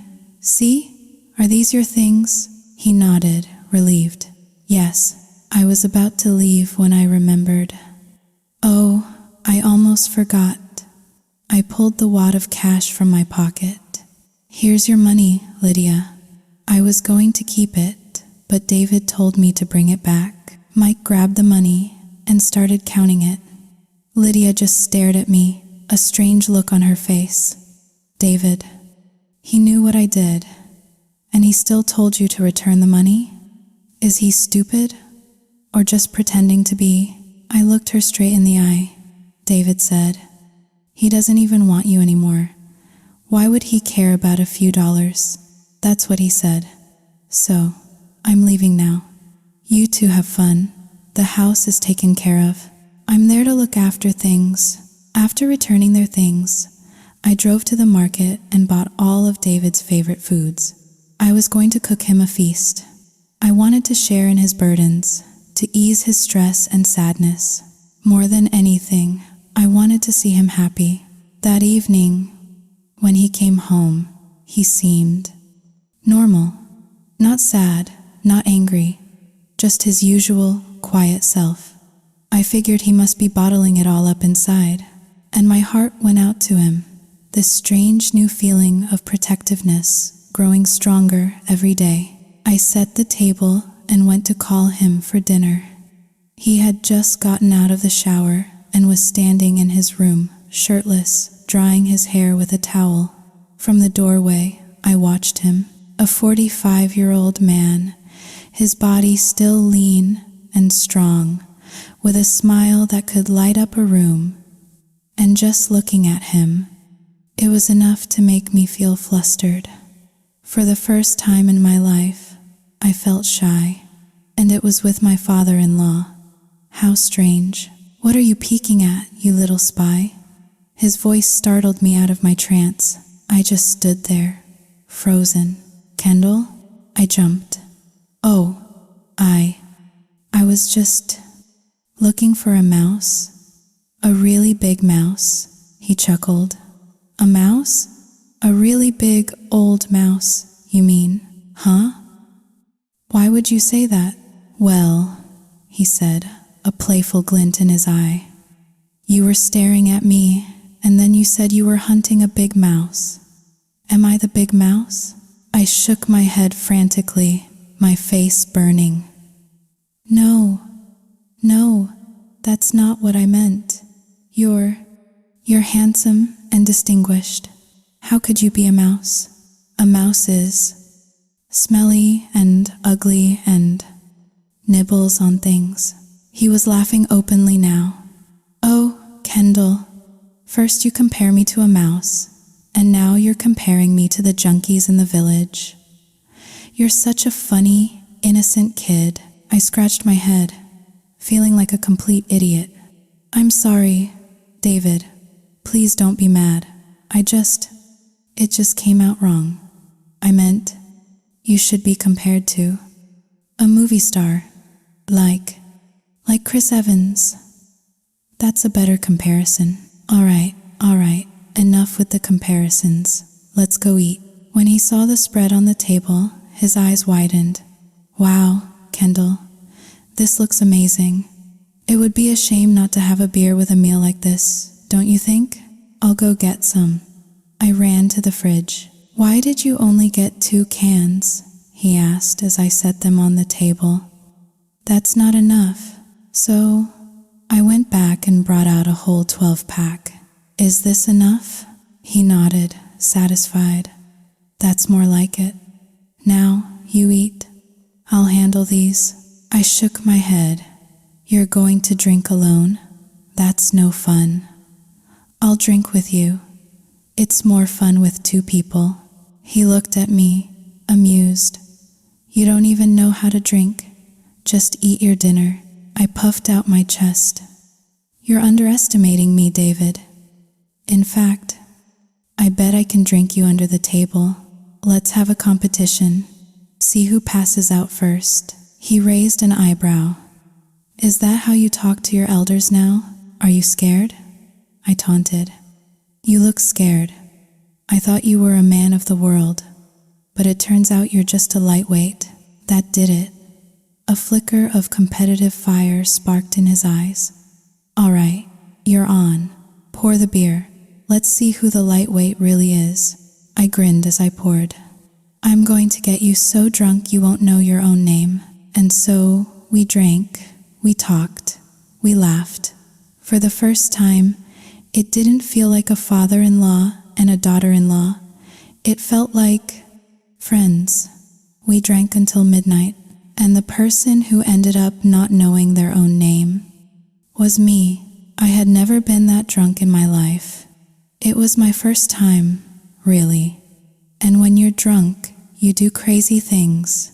I was lying down, then sitting up, laughing 1 minute, crying the next. The dishes were left on the table. The house was a mess. I was sprawled out on the sofa. David was the one who cleaned everything up. When he was done, he gently shook my shoulder. "Kendall, go to your room. It's late," I mumbled, my tongue thick. "It's not late. Why go to bed so early?" He was patient. "It's after midnight, Kendall. It's not early. Go to bed." "I don't want to. Just leave me here." He sat down on the edge of the sofa next to me. "I told you not to drink. You never listen. Now look at you. Miserable." I giggled, my head lolling. "I'm not miserable. I was worried about you. I wanted to share your burdens. From now on, I'll always drink with you, David." Hearing that, he seemed touched. He was about to say something, but before he could, I slumped sideways, my head landing on his shoulder, and I started to snore, loudly. The sound was so deep and resonant it probably shook the windows. David winced. "My God," he muttered to himself. "A young girl who saws logs louder than a grown man." He gently pushed me off so I was lying on the sofa, then went to his room. But he couldn't sleep. He tossed and turned. He couldn't rest, knowing I was passed out in the living room. So he got up and came back out. He tried to wake me again. Kendall, go to your room." I just kept snoring, my mouth wide open. He gave up and went back to his room, but a few minutes later, he was back out again. He couldn't leave me there.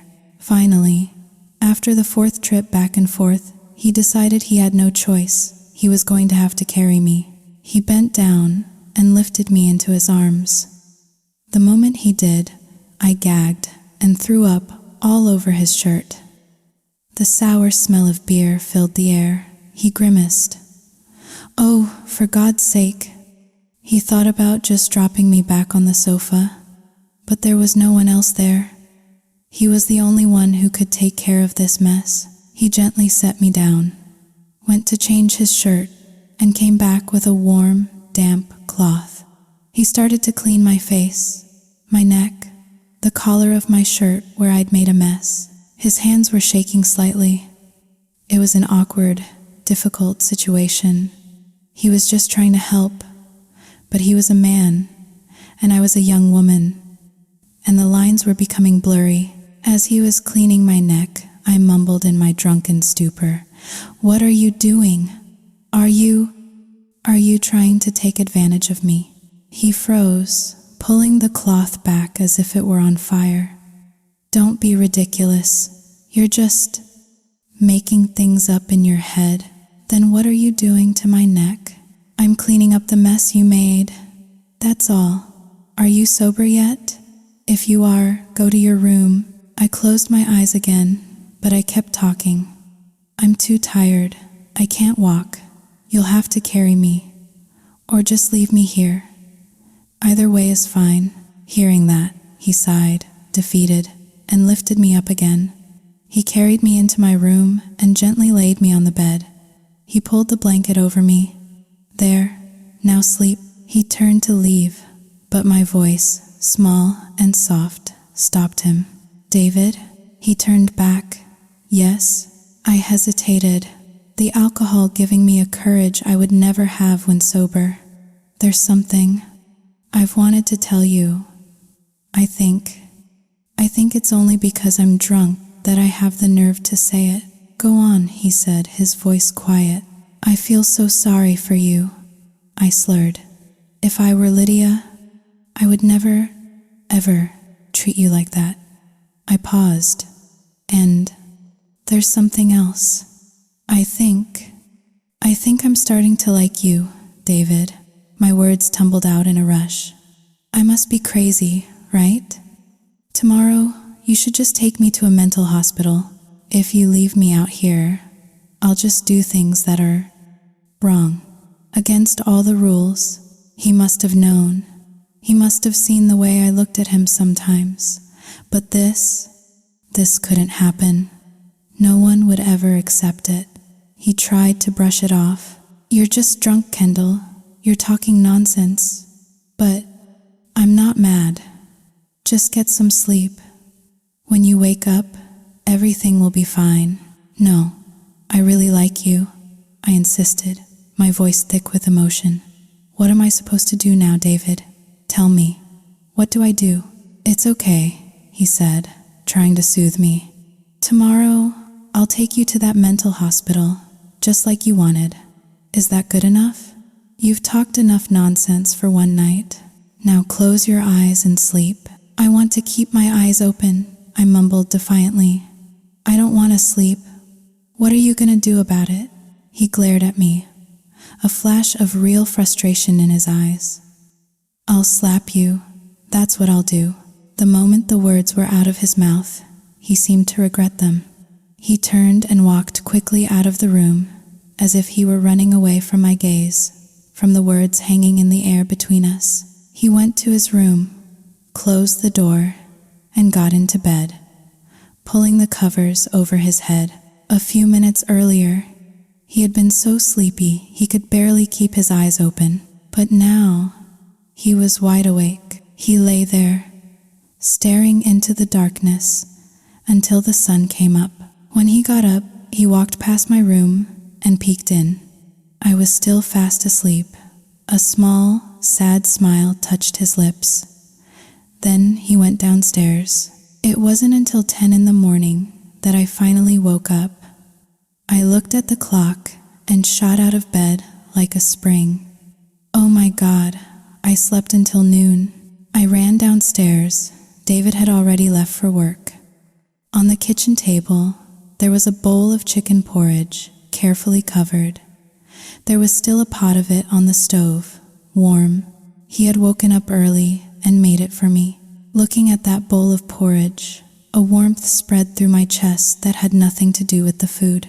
And then I remembered, last night, in my drunken haze, I had confessed everything to him. Everything I had sworn to keep locked inside my heart forever. Oh, God, how could I have been so stupid? I was so ashamed. I wanted the floor to swallow me whole. From that day on, an awkwardness settled between us.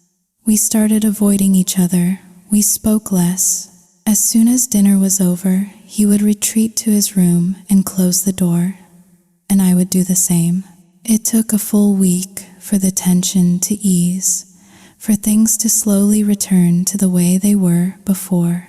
One evening, after dinner, as I was clearing the dishes and about to go to my room, he called out to me, "Kendall, come here for a minute. I need to talk to you about something."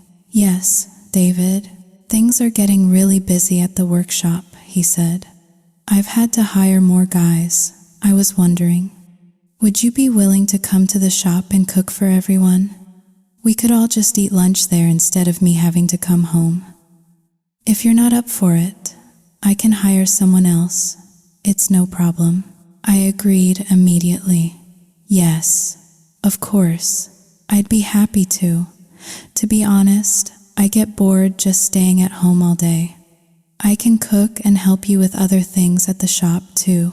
Great, he said, a look of relief on his face. In that case, I'll pay you a salary. I shook my head. No, you don't have to. Just promise to take care of me and protect me for the rest of my life. That's all the payment I need. He heard me. I know he did. But he pretended he didn't. He quickly changed the subject. You know, I'm craving a coffee. Could you run out and get one for me? And get something for yourself, too. Here's some money. I still have the money you gave me before, David. Just take it, he insisted, and buy whatever you want. Don't be so frugal all the time. You're a young woman. You should buy yourself some nice clothes once in a while. The things you wear are a little too simple. I looked down at my plain t-shirt and jeans. Who am I trying to impress? This is comfortable. You don't have to impress anyone, he said softly. Just be beautiful for yourself. Then someone will come along and appreciate it. No one falls in love with a girl who doesn't love herself first. You understand? I felt my cheeks get hot. I didn't know what he meant by that, but it made me happy. I took the money and went to get his coffee. So, I started working at the workshop.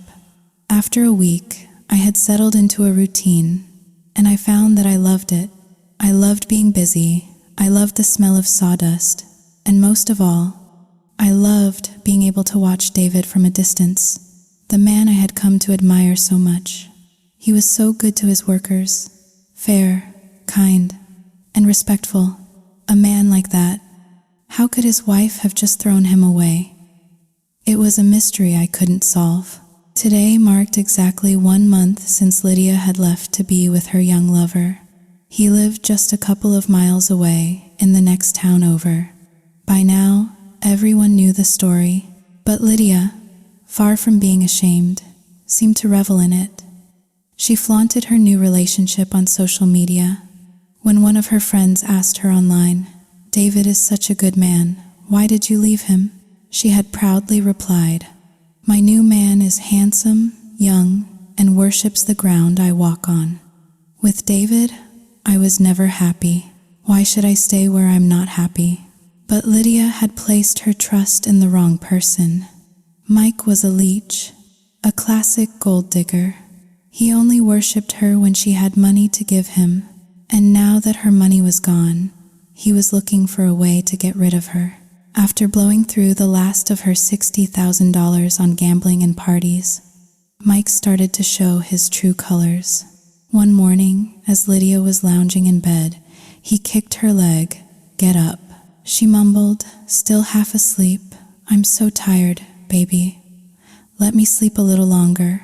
"Get your lazy ass out of bed, now." She sat up, rubbing her eyes, and leaned in close to him. "Why are you waking me up so early? Do you want a little morning fun?" "I'm always ready to please you." He recoiled, pinching his nose. "Ugh, your breath stinks. Why do you have to breathe in my face like that? It's disgusting." She covered her mouth, embarrassed. "It stinks? It seems normal to me." "Normal? It smells like a sewer. Go brush your teeth." She went and brushed her teeth, then came back and wrapped her arms around his neck, trying to be playful. "Honey, let's go get some breakfast. I'm starving." He pushed her arms away. "There's no money." "What?" "Yesterday, you still had 10,000 in your wallet. I bet on number 23, and 32 came in. It's gone. All of it." Lydia's face fell. "You gambled it all away? So what are we going to do for money now?" He gave her a sly look. "You're going to go home and get some. That old man of yours is loaded." "Are you crazy?" she protested. "I've been gone for a month. If I go back now, they'll kill me." His face hardened. "So you'd rather we starve? Is that it? How are we supposed to live without money?" He had a plan. "You go back. You apologize. You tell that old fool you made a mistake and you want to start over. After a few days, when he's not suspicious anymore, you clean out his bank accounts and bring the money here. It's simple. Lydia shook her head, terrified. No, I can't. I'm too scared. I can't go back there. His eyes turned cold. He raised his voice. So what's your brilliant plan? Do you want us to die of hunger? We can't survive without money. She didn't want to go back. But Mike was relentless. He gave her an ultimatum. Go back and get the money, or they were finished. And Lydia, she was completely addicted to him. She couldn't imagine her life without him. So, she agreed. He even gave her a target. She had to come back with at least $100,000. She knew it would be humiliating. She knew she would have to swallow her pride. But she packed her suitcase, braced herself, and prepared to face David. At the end of a long day at the workshop, David and I cleaned up. Usually, he let me ride the scooter home by myself. But for the past few days, he had started driving me home on his motorcycle. His excuse was that it was more convenient. He was also talking to me more, his voice softer, more affectionate, and another strange thing. He had started dressing better, nicer shirts, his hair neatly trimmed. He looked years younger. As we rode, some people on the street would look at us and probably think we were a couple. And a secret, shameful part of me liked it when they made that mistake. When we pulled up to the gate, I saw her, Lydia, sitting on the front step, waiting. David stopped the motorcycle. His voice was flat, devoid of emotion. What are you doing here? Lydia jumped up, forcing a bright, cheerful smile. Oh, you two are home from work. Honey, when did you change the locks? I couldn't get in. David just repeated himself. What are you doing here? I unlocked the gate, and Lydia scurried inside like a rat, all her previous pride and arrogance gone. She walked into the house as if she'd never left, as if nothing had happened. David followed her in. He stood in the middle of the living room, his arms crossed. If you have something to say it now. I'm tired and I need to rest before work tomorrow. Lydia's face crumpled, but she kept up the act, trying to sound sweet and remorseful. David, honey, I was wrong. I came back to apologize. This whole month, I've missed you so much. David sighed, a sound heavy with a decade of exhaustion. Is your brain made of lead? You chose him. You left. Why are you back here now, trying to trick me again? No, honey, please, she cried. Real tears now. I was wrong. I know I was wrong.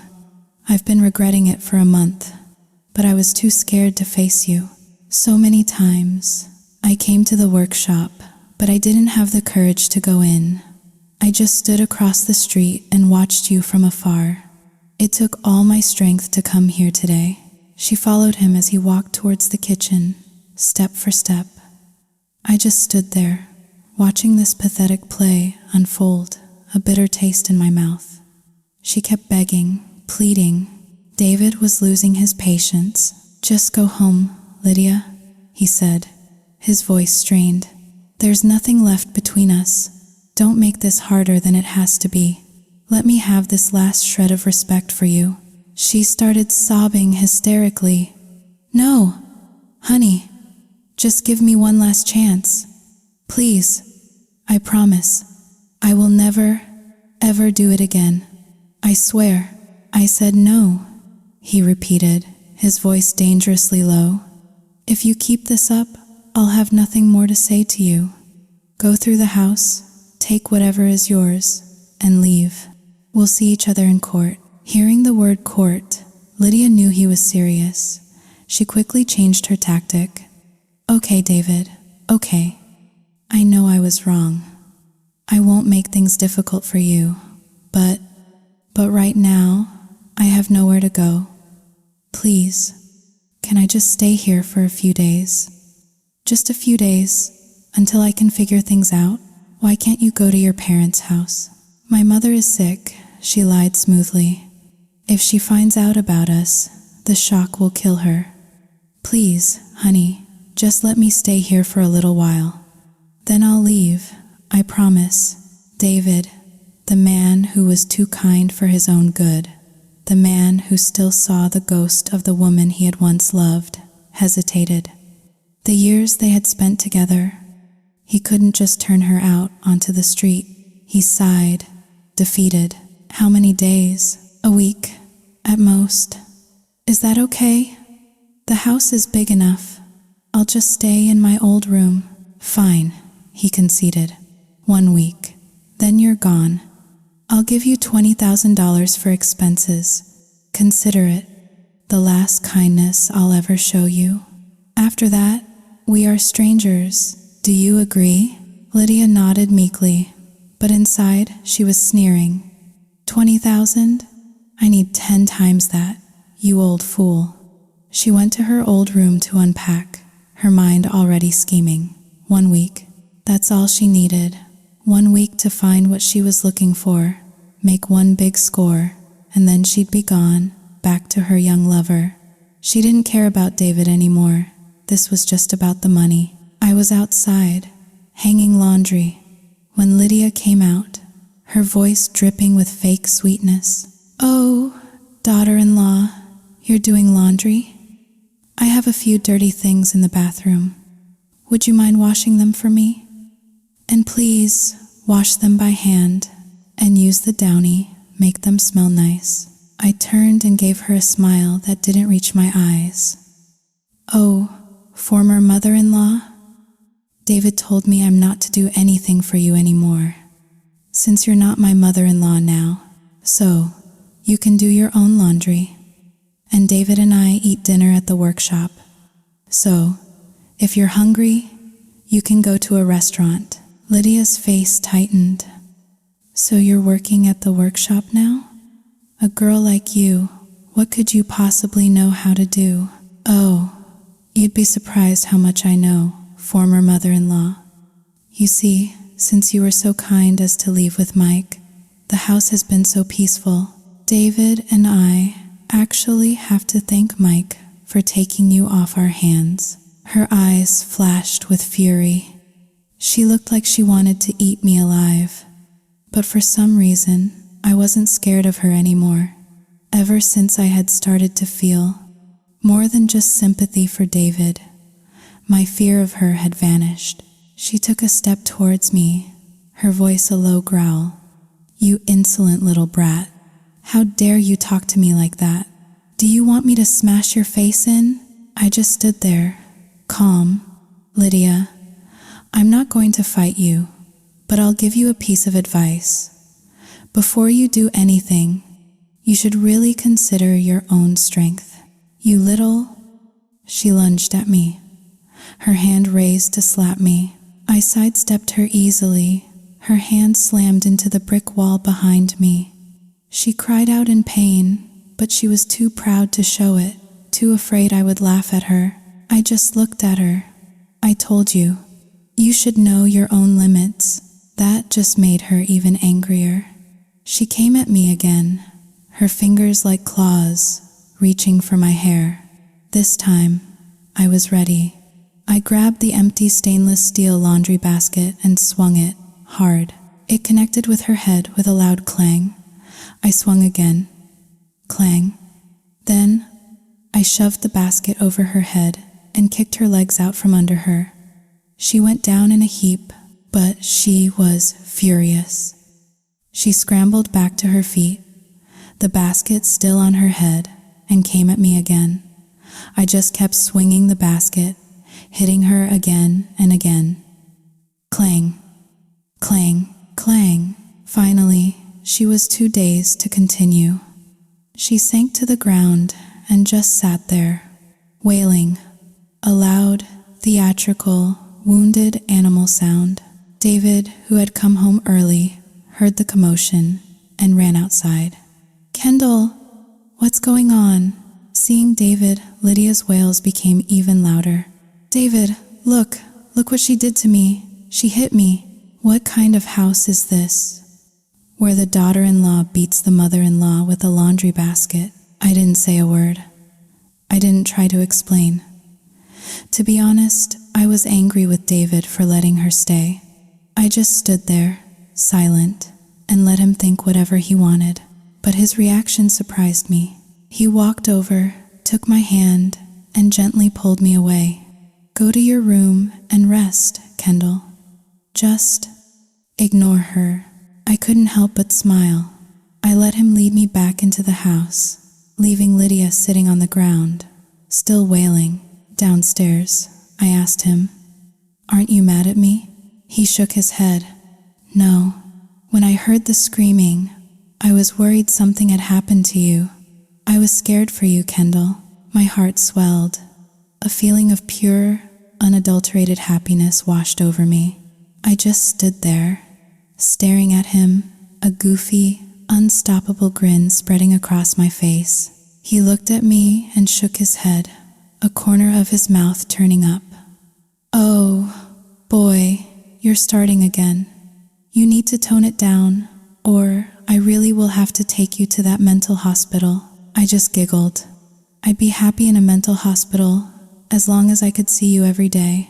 His smile vanished. He muttered to himself, "She's trying to get me to go to the mental hospital with her. If I stay in this house with her much longer, I'll go crazy just like she is." After being thoroughly beaten and then completely ignored by David, Lydia was furious. She cried until she had no tears left, but David didn't come to comfort her.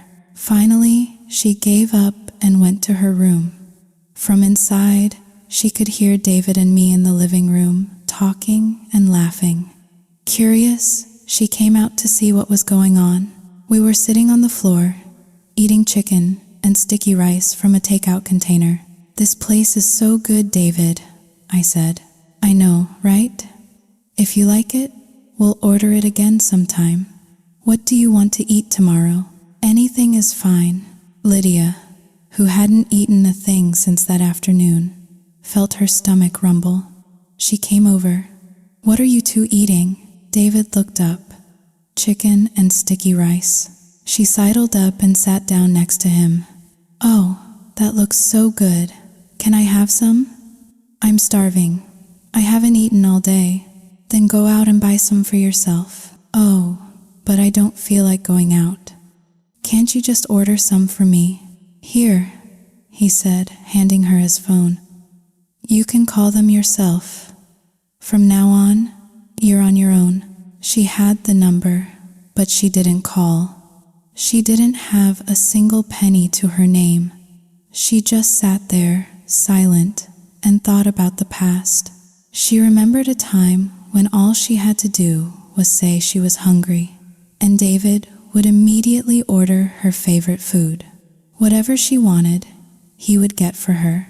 But now he was giving all that special attention to me. He didn't care about her anymore. He didn't care if she starved. Of course, she knew she was the one who had been wrong. She had cheated on him, left him.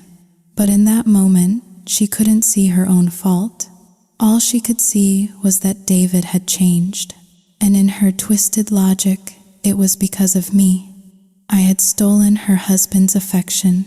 She sat there, watching me eat, and the hatred in her heart grew and grew. She drank a carton of milk that was on the table and went back to her room, her mind racing.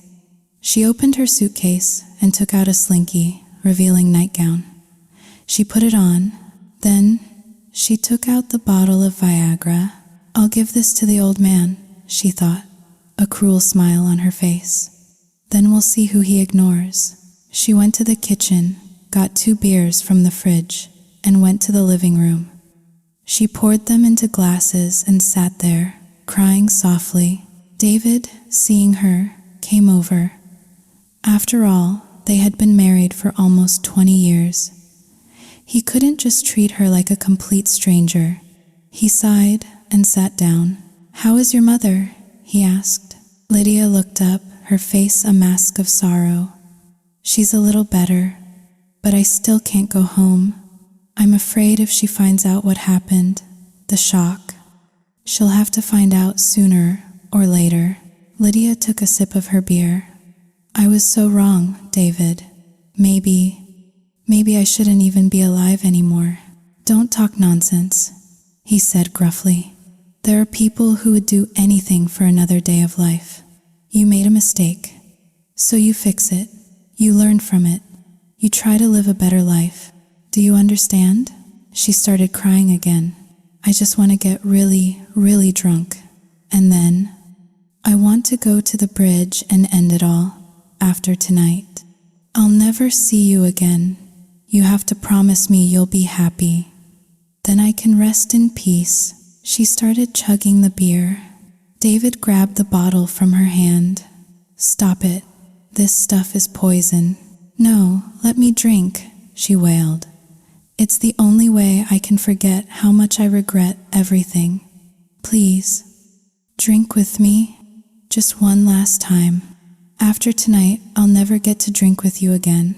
To stop her from drinking anymore, David took both beers and put them in front of himself. Fine, I'll drink them. But then you have to stop. Lydia nodded eagerly, a triumphant glint in her tear-filled eyes. One of those beers was spiked. Yes, honey, I'll listen to you. You drink them both. I'll do whatever you say. He nodded. All right, I'll drink them. And from now on, you need to get your life together. Yes, honey, she said, her smile hidden behind her hand. Drink up, I'll be good. I had gone to my room to sleep, but after eating all that sticky rice, I was thirsty, and my water bottle was empty. I went downstairs to get some water from the fridge. As I passed the living room, I saw them, David and Lydia, sitting together, drinking beer. And Lydia was wearing that ridiculous, slutty nightgown. And she was practically draped all over him. I was furious. I strode into the room. David was halfway through one beer. The other, the spiked one, was sitting on the table. I glared at him. You're drinking beer without me, and you're drinking it all by yourself. That's not fun, David. He saw me and smiled. There are only 2 cans, Kendall. We'll drink together tomorrow, okay? Lydia sneered at me. Go back to your room. You're not welcome here. I shot back, a sarcastic smile. Oh, I think you're the one who's not welcome here, Lydia. You're the one who ran off with another man. What are you doing back here, trying to leech off him again? David, seeing a fight about to break out, intervened. All right, that's enough. Both of you, go to your rooms. I'll finish these 2 beers, and then I'm going to bed, okay? I didn't say anything. I just walked over, picked up the second beer from the table, and chugged the entire can in one go. Lydia's jaw dropped. She stared at me, stammering, You, why did you drink that? I slammed the empty can down on the table and glared at her. She just stared at me with wide, horrified eyes. I grumbled, It's just one beer. Why are you looking at me like that? She just wrung her hands, speechless. David pushed me towards the stairs. Kendall, go to bed. I resisted. Are you planning to get back together with her? Of course not. Don't be ridiculous. You have a guilty look on your face. Old flames never die, you know. He sighed. Just go to bed. I promise you, what you're thinking will never happen. Now go. I turned, but I had one last demand. After I go to bed, you go to your room too. And I forbid you from doing anything weird with her. He nodded. I know. Don't worry. Okay, I'm going to bed now. David was about to go to his room when Lydia ran after him. Honey, I need to talk to you, he snapped. I told you. It's over. Go to your room. No, it's not that. It's about Kendall. She. His eyes narrowed. Kendall, what? I'm warning you, Lydia. Don't you dare do anything to Kendall. If she gets hurt, you'll have to answer to me. That's not what I mean. She's about to feel the effects of the medicine. He froze. What medicine? He grabbed her arm, his grip like steel. What did you give her? Tell me. Now, she mumbled, terrified. It's Viagra. David's face contorted with a rage I had never seen before. You gave her that? I was supposed to drink it, wasn't I? But she drank it instead. And you just let her? You didn't stop her? She drank it so fast.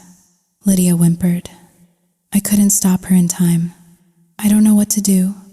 I'm telling you so you know what's coming. I'm afraid. When the medicine kicks in, she'll do something crazy.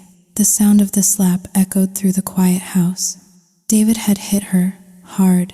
You are beyond help, he seethed, his voice a low, dangerous growl. I can't believe I let you fool me again. Lydia just stood there, holding her cheek, too scared to speak. Now, you go to your room, David commanded, and you stay there. If you take one step out of that room tonight, I will break your legs. Do you understand me? She saw the look in his eyes and knew he wasn't bluffing. She scurried to her room and locked the door, but David didn't trust her. He was afraid she would sneak out and cause more trouble. So he went and found a padlock and locked her in from the outside. Only then, with Lydia safely contained, could he even begin to think about how to deal with me. Around 11 o'clock, I woke up. I was burning up. The night was cool, but my body felt like it was on fire. A strange, restless energy was coursing through me. I felt antsy, aroused. It was a feeling I had never experienced before, and it was overwhelming. I got up and drank a glass of cold water, but it didn't help. The feeling only intensified. I started to have thoughts, inappropriate, shameful thoughts. Oh my God, I whispered to the empty room. What is wrong with me? I can't stop thinking about dirty things. Why does my body feel like it's about to explode? I tossed and turned, but the feeling was unbearable. I couldn't fight it anymore. I got out of bed, ran to David's room, and started banging on the door. David, open the door. Please. Inside, he heard me. But he didn't move. He didn't open the door. I kept banging. David, open up. David, please. He remained silent. I got desperate. If you don't open this door, I'm going to. I don't know what I'm going to do. I feel so weird. Help me. He stayed quiet. I slid down the door, my head in my hands. This isn't working. What do I do? I feel so awful. Inside, David was listening, his own heart pounding. He was terrified, but he knew. He knew if he opened that door, something irreversible would happen. He would be betraying a trust, and I would be ruined. My reputation, my future. He couldn't do that to me. I was so young. I couldn't stand it anymore. I ran downstairs. I had to get out. I needed to find someone. I fumbled for the keys to the front gate, hearing the jingle of the keys. David finally burst out of his room and ran down the stairs. Kendall, where are you going? It's the middle of the night. I was panting, my whole body trembling with a strange, urgent need. I don't know. I feel sick, David. I have to find someone. Find who? He demanded, his voice tight with alarm. I don't know. I just have to find someone. Anyone. I got the gate open and was about to run out into the street when he grabbed my arm. Get back inside. It's late. You're not going anywhere. I tried to pull away, let go of me. I need to go. He wasn't having it. He threw me over his shoulder like a sack of potatoes and carried me back to my room. He set me down on the bed and bent down to take off my shoes. The moment he was close, I threw my arms around his neck. "David, I feel so weird," I cried. "Am I dying?" He gently stroked my hair. "You're not dying, just close your eyes, try to sleep. In the morning, you'll be fine." I pressed my face into the crook of his neck. "David, let me bite you. Just a little. It might help." He went completely still. He didn't resist. He just let me. I bit him. I scratched at his arms. I pulled his hair. But the strange, burning feeling wouldn't go away. "Oh, God, what is wrong with me?" I moaned. He just kept repeating it, like a prayer. "It's okay. It'll pass. Just hang on." I clung to him, wrapping my arms and legs around him. He lay there, rigid as a board, not moving a muscle. He let me bite him, scratch him, do whatever I needed to do, because he was fighting his own battle. He was fighting every natural instinct in his body. I could feel the tension in him, the struggle. He muttered to himself, so quietly I could barely hear. "In the morning, when she's sober, I'm going to spank her so hard for this." That night, I put him through hell.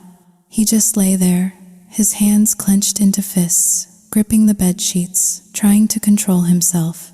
I climbed on top of him, then rolled off. I bit his neck, his arms, his chest.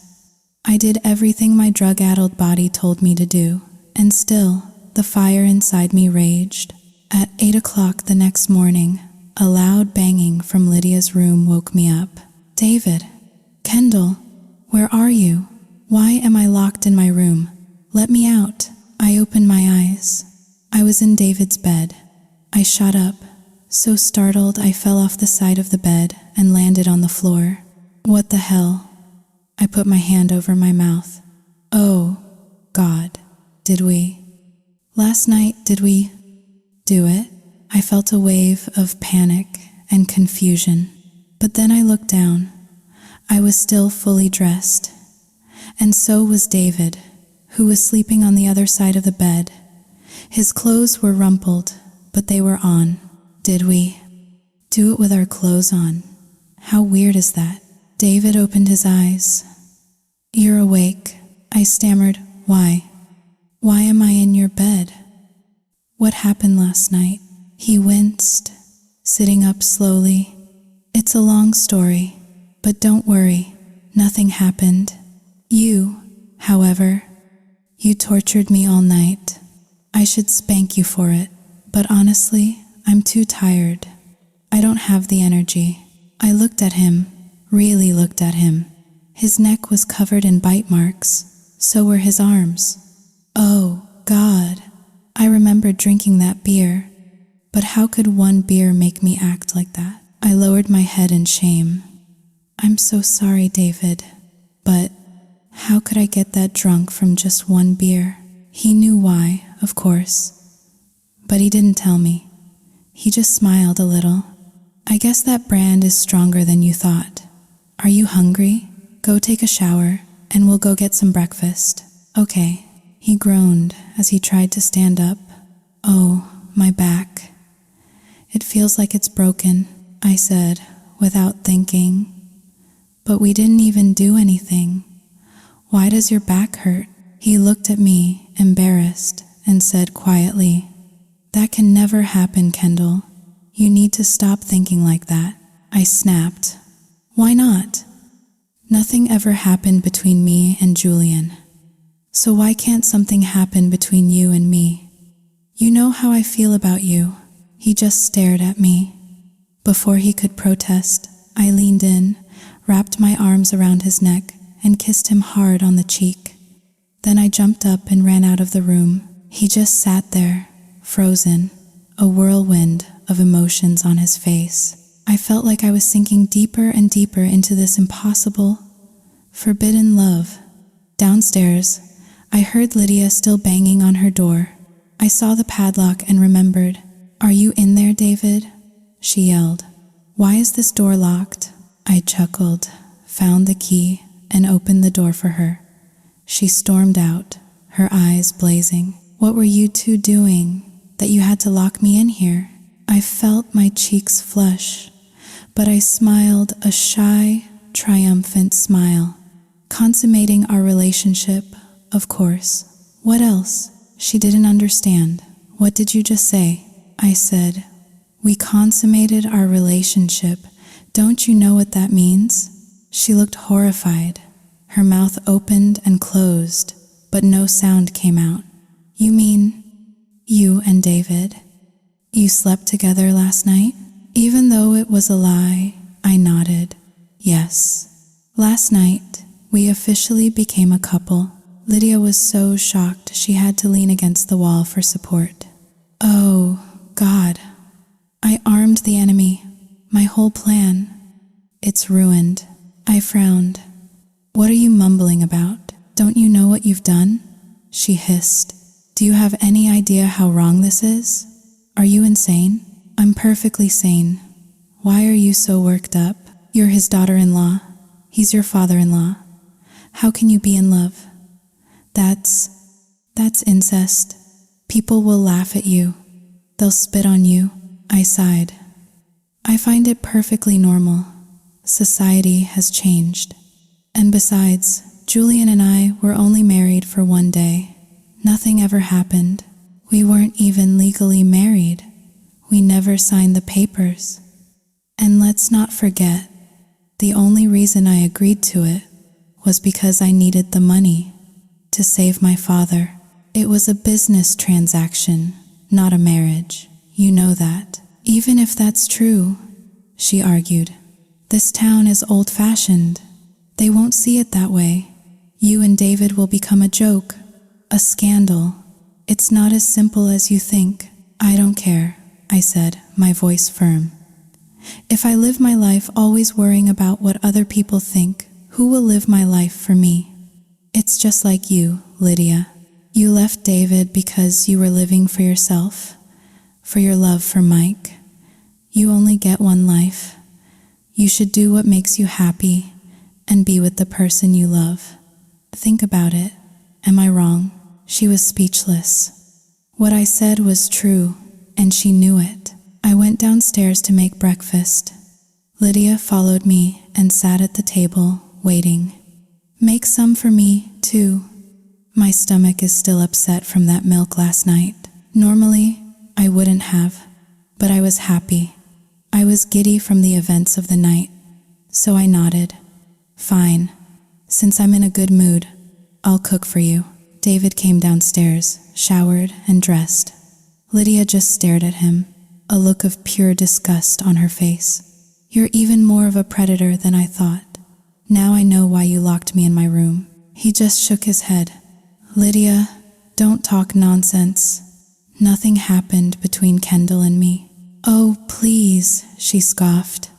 "Look at the state of you. You look like you've been through a war. I know what you did last night. And to think, when you were with me, you avoided me like the plague." He just ran his hands through his hair, frustrated. He knew there was no point in arguing with her.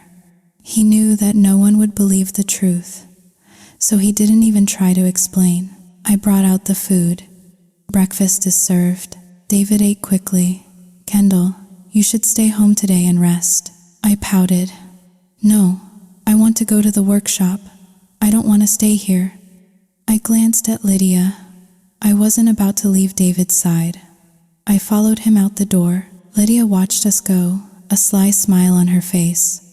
"Go on, you two.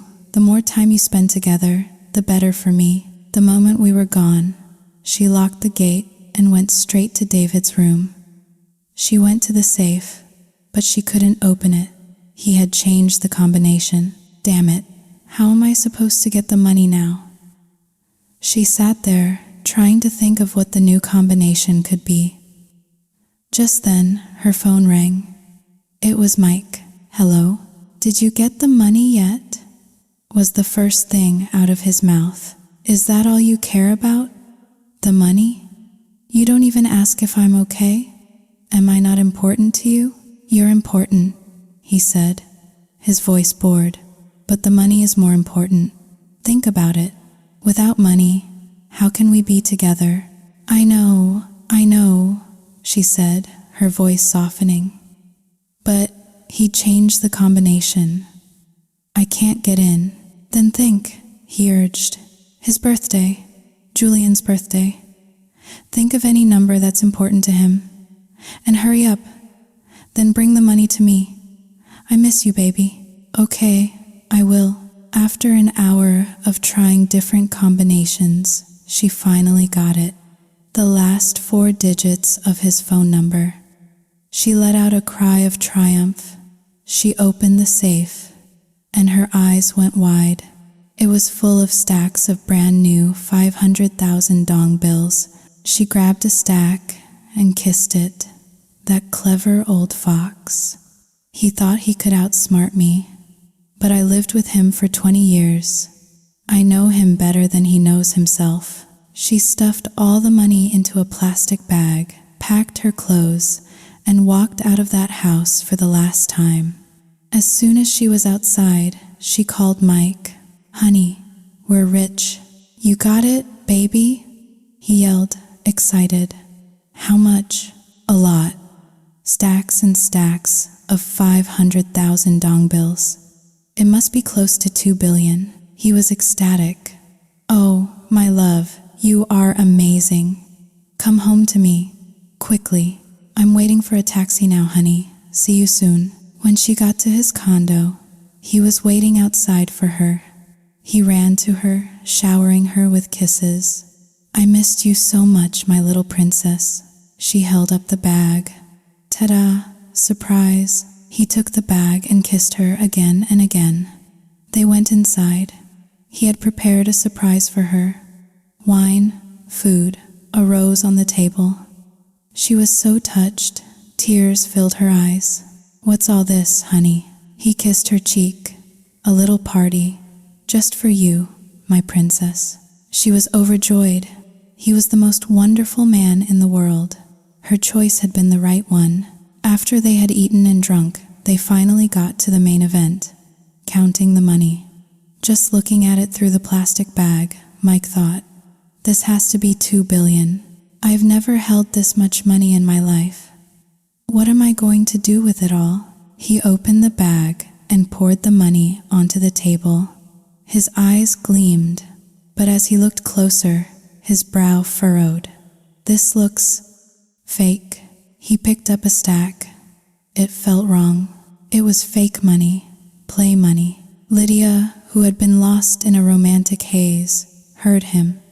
What's wrong, honey? His face had changed. All the charm, all the sweetness was gone. His eyes were cold and hard. We've been tricked, he snarled. It's all fake. She ran over to look. It was true. It was all counterfeit. That can't be. He must have known. He must have been prepared. Mike's eyes bulged with rage. You idiot. Are you stupid or just pretending to be? You brought fake money to me? What am I supposed to do with this? Lydia burst into tears. I'm so sorry. I was in such a hurry. I didn't even look. I'm so sorry. What do I do now? His rage exploded. He grabbed her by the hair and started punching her, again and again, in the face. Blood streamed from her nose, her mouth. Please, stop, she screamed. Don't hit me, it hurts. He just kept hitting her. He grabbed the wine bottle from the table and smashed it across her face. The bottle shattered. She fell to her knees, dazed, begging him to stop. But he didn't. He just kept punching her, his fists like hammers, until her face was a swollen, bloody mess. Her eyes swelled shut. When he was finally finished, he grabbed her by the hair and dragged her to the door. Get out. Get out of my house. She clung to his leg, sobbing. Please, honey. Don't do this. I have nowhere to go. Please don't kick me out. I'm begging you."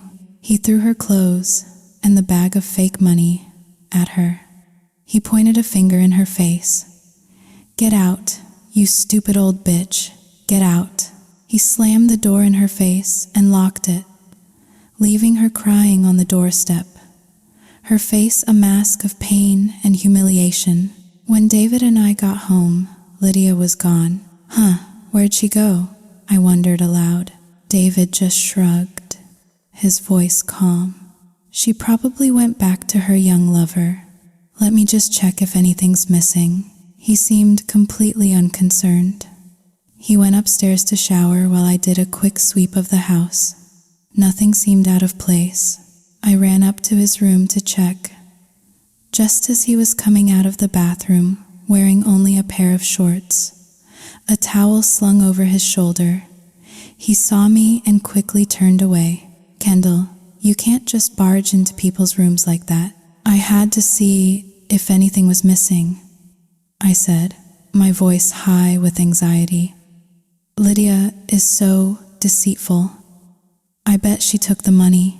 The words had barely left my mouth when an idea hit me, and I gasped. "The money. David, where do you keep the money? Did she take it? How much was there?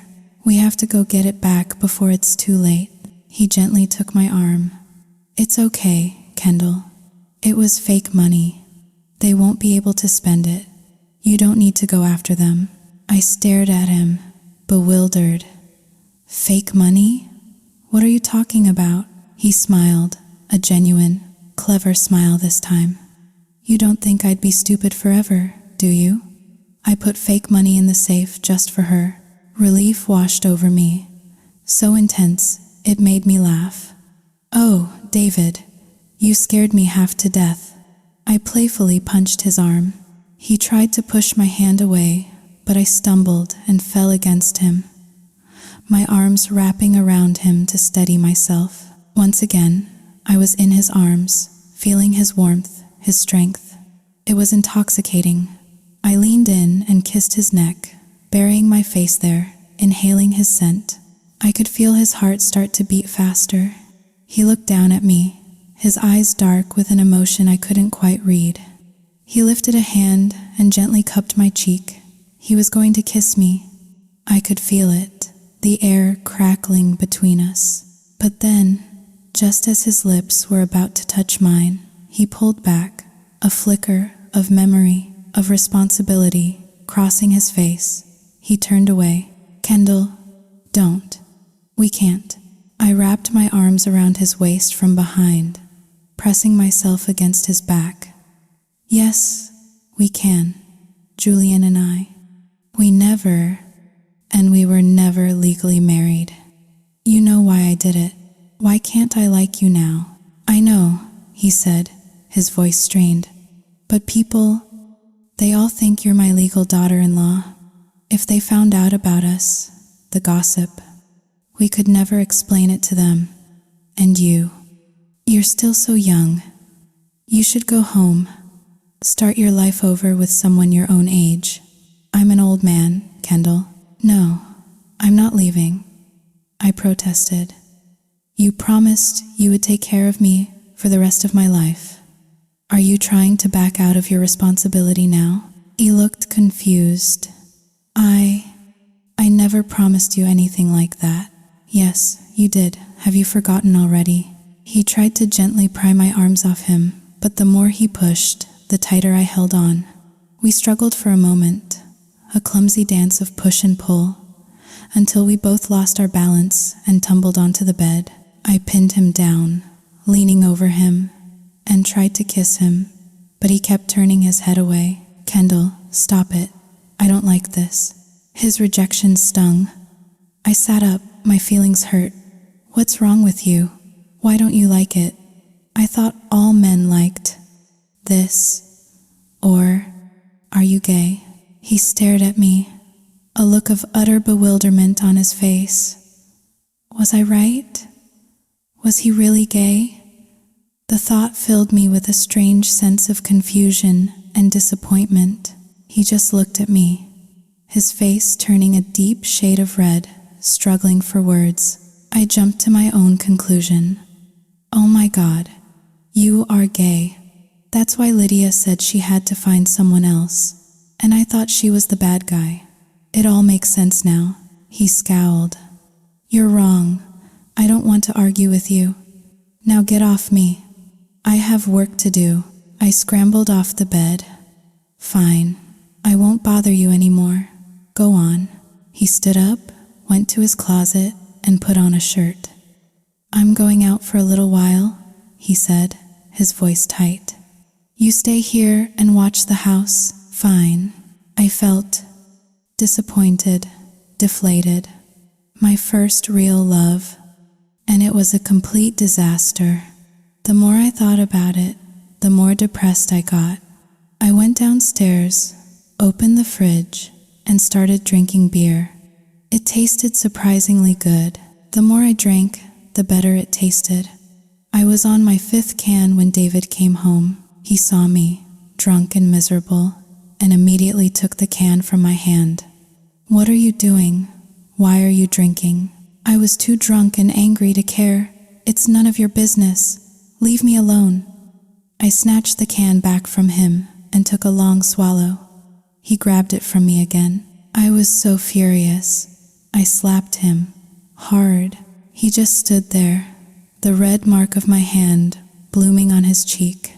He didn't get angry, he just said, his voice soft, You're drunk, Kendall. You need to stop. Whether I'm drunk or not is none of your damn business, I slurred. And let me tell you something else. You are not my father, so stop calling yourself that. There's no piece of paper anywhere that says you are. So you remember that you ridiculous person. His patience finally snapped. Will you shut your mouth? He roared. You're drunk and you're talking nonsense. What did I say that was nonsense? Tell me. What did I say that wasn't true? He was cornered. He couldn't answer. I sneered at him. You go to bed. I'm going to have a few more, and then I'll go to bed. And tomorrow morning, I'm packing my things and I'm leaving. Is that what you want? He just stared at me, then turned and went to his room without another word. He sat in the dark, smoking a cigarette, something he hadn't done in years. He just sat there, thinking, sighing. I drank until there was no beer left. I was completely wasted. I stumbled up the stairs, my legs feeling like jelly, weaving from side to side. Why is the way to my room so long tonight? I wondered. David, hearing me stumbling around, was worried I would fall. He opened his door to check on me. I was walking in circles, completely lost. Where's my room? I mumbled, scratching my head. I walked another 3 circles and ended up right back where I started. Did my room disappear? I kept looking, but I couldn't find it. Oh God, if I don't find my room soon, I'm going to pee my pants. Roomie, where are you? David couldn't help but chuckle. What's wrong? Too drunk to see straight. Your room is right in front of you. Why are you walking in circles? I looked. Oh, there it is. Why didn't I see it? He just shook his head. Yes, your hand is on the doorknob. Oh, right, here it is. Good, I almost wet myself. My room was right there. But for some reason, my drunk brain decided to walk straight into David's room instead. He saw me and rushed after me, but I had already gone into his bathroom and closed the door. He just stood outside, embarrassed, waiting for me. When I came out, I saw him and scowled. What are you doing in my room? Go to your own room so I can sleep. This is my room, Kendall, he said patiently. Your room is across the hall. Oh, wrong room again? Yes, he said, a hint of a lecture in his tone. And next time, don't get so drunk. If you run into the wrong person, something terrible could happen. I just waved a dismissive hand. Whatever. You're a bad person, too. What's the difference? You're just a closet case. The insult, on top of everything else, was the last straw. His eyes flashed with anger. Will you shut your mouth? Is that something you should be saying? Where am I gay? I was married. I had a son. You're being ridiculous. I just smirked. Lots of gay men get married to hide it. I bet you're one of them. He was so angry he grabbed me and pushed me down onto the bed. You're getting on my last nerve. You're becoming more and more outrageous every day. It's because I'm right, isn't it? You closet case. At that moment, something in him broke. All his patience, all his control, just snapped. He pinned my hands above my head and leaned in close, his eyes blazing. He kissed my forehead, a gesture that was both tender and terrifying. Do you want me to be outrageous, Kendall? Just like you? His action took me completely by surprise. I had just decided to give up on this impossible love, to pack my bags and go home. And now, he was doing this. Was he playing with me? What are you doing to me? I whispered. I don't know anymore, he breathed, his voice ragged. You pushed me to this. I pushed you? You're the one who's gay. I just said it. He looked down at me, a strange, determined look on his face. All right, I'll prove to you whether I'm gay or not. Tonight, you have exhausted all of my patience, and now you will take responsibility for your reckless actions. You think I wouldn't dare? For so long, I have tried to be patient with you, but the more patient I am, the more you push me. Well, from now on, I'm not being patient anymore. I stared at him, my heart pounding in my chest. What? What do you mean by that? He just gave me a wicked little smile, and then, in one swift movement, he ripped my t-shirt off. He didn't give me a chance to speak, to protest. He just kissed me, a deep, hungry kiss that stole the breath from my lungs. I was pinned beneath him, my hands still held tight, unable to move. He was so much stronger than I thought. He was an experienced man, and I was a complete novice. I didn't even know how to kiss properly. He pulled back, just for a second, his breath warm against my skin. If you regret this, now is the time to say so. I'll let you go. Do you regret this? I hesitated, my mind a whirlwind of confusion and desire. Yes or no? No, I whispered. I don't regret being with you. That was all he needed to hear. Just as we were lost in the moment, there was a loud banging on the front door. David let out a groan of pure frustration. Oh, for God's sake! Who could be knocking at this hour? This is ridiculous. He had no choice. He got up, quickly put his shirt back on, and leaned down to kiss my cheek. Stay here. I'll make this up to you later. Okay, I whispered, pulling the blanket up to my chin. What terrible timing. Who on earth could it be? David went downstairs and opened the door.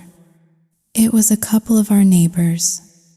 They had found Lydia, passed out in a ditch in front of our gate. David saw her, her face swollen and bruised beyond recognition, and was horrified. What happened to her? The neighbor shook his head. I don't know. I was just passing by and I saw her lying there. Who could have done this to her? It's horrible, David sighed. Please, help me bring her inside. I was still in his room, waiting, when he came back in. Kendall, get dressed. I need your help downstairs. I sat up, confused. Why am I getting dressed? Was that it? I thought, but I didn't dare ask. I put my clothes back on and followed him downstairs. When I saw Lydia on the sofa, I gasped. Oh my God, who could have been so cruel? Who beat her like this? I don't know, David said, his face grim. For now, can you get a cloth and clean her face? I'll go see if we have any ointment. Honestly, I couldn't stand Lydia. I hated her. But seeing her like this, so broken, so pathetic, I felt a pang of pity. How could things have gotten this bad? Her face was a mess. It would take weeks to heal. I gently cleaned her wounds while David applied the medicine. After a few minutes, she started to stir. She slowly opened her eyes. When she saw David and me, she burst into tears. "Don't cry," David said gently. "It'll make the swelling worse." He looked at her, his voice full of a weary sadness. "Who did this to you?" she sobbed, her voice muffled by her swollen lips. Mike. "I assume it's because you brought him fake money?" David asked. She just nodded, ashamed. I couldn't help myself. I sneered at her. "So, did you finally see his true colors? I warned you so many times, and you just cursed at me. Are your eyes open now?" She just cried harder, unable to speak. I had been wronged, treated unfairly. But now, she was the victim, and David, my David, was taking care of her. He looked at her, a complicated expression on his face. "So what are you going to do now? Are you going to go to your mother's?" She shook her head, tears streaming down her bruised cheeks. "My mother is very sick. I haven't even told her about us yet. If I go home like this, she'll die of shock." She looked at David, her eyes pleading. Please let me stay here for a few days, just until my face gets better. Then I'll go to the city and find a job. Please, for the sake of the 20 years we were married, please help me. I'll be grateful to you for the rest of my life." David sighed. "I can't. If I let you stay here, you'll just try to trick me again." She fell to her knees in front of him. "Please, David, I'm begging you. If you don't help me, I have nowhere to go. I'll just have to jump off the bridge. Please, just this one last time. I swear, if I ever try to trick you again, may I be hit by a car the moment I step outside. I swear it." "You don't have to make such a dramatic oath," he said, his voice tired. "Fine. You can stay here for 1 week, and then you have to leave. And let me make one thing clear. You will not have the opportunity to play any more of your games. Do you understand me?" I was in the kitchen, preparing food, when I saw David helping Lydia to her room. I felt a knot of jealousy tighten in my stomach. David came out and saw the look on my face. "She's just staying for a few days, Kendall. Once her face is better, she'll be gone. Please don't be mad." I sighed. "You've already decided to let her stay. Why are you even telling me?" He took my hand. "Are you upset?" "No," I lied. "I'm just disappointed. How many times has she tricked you? And you still help her? You know she's just going to try to trick you again, and you still forgive her. It seems you still have a lot of feelings for her." He looked panicked. No, that's not it. It's just old habits. We were together for 20 years. Even if the love is gone, there's still a connection.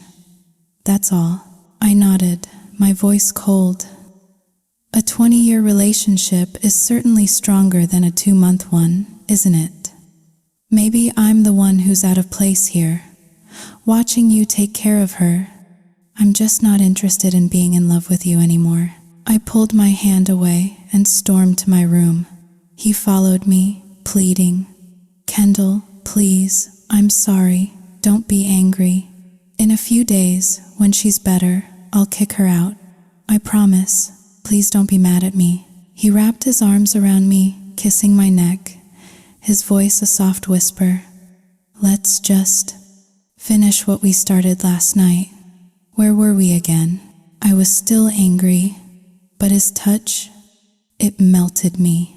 At first, I just lay there, stiff and unresponsive, letting him do whatever he wanted. But soon, I was lost in him, unable to resist. We made love, again and again, until the morning sun streamed through the window. Then, I curled up against his chest and fell into a deep, peaceful sleep. That afternoon, David went to the workshop. I stayed home to rest and cook. Lydia, bored of being cooped up in her room, came out. She saw me lounging on the sofa in shorts and a tank top and immediately started in. A daughter-in-law living in the same house as her father-in-law, and she dresses like that? She muttered, just loud enough for me to hear. I sat up, my patience already worn thin. David and I are not father-in-law and daughter-in-law anymore. We're about to be husband and wife. So, you finally succeeded, did you? She sneered. After months of seducing your own father-in-law, you finally got what you wanted. Are you satisfied? Lydia, your face is still healing. You should watch what you say, or you might find it gets a lot worse. She just smiled a smug, infuriating smile. Go ahead, hit me. Then we'll see what David thinks of you when he comes home. I was furious. I wanted to punch that smug look right off her face. But she was right. If I hit her now, David would come home and see her, the wounded victim, and me, the aggressor. I didn't want to give her that satisfaction. I didn't want to be the one who looked like the bully. So I held back. It's okay, I told myself. There's still time. Someone else will punish her for me. In the days that followed, I was constantly on edge because of Lydia's two-faced act. Whenever David was home, she was as meek as a lamb. She never said a harsh word. Whatever David said, she would just nod and agree, her voice dripping with sweetness. She never argued with him, and she never said a single unkind word to me. But the moment David walked out the door, she transformed. She became a different person entirely. The arguments between us were constant, a low-level war that simmered just beneath the surface, always threatening to boil over. A few days later, her face had started to heal, and she started to dress provocatively, short skirts, low-cut tops. It drove me crazy. You're too old for that, I snapped at her one morning. I've never met anyone as shameless as you. Are you trying to seduce David again?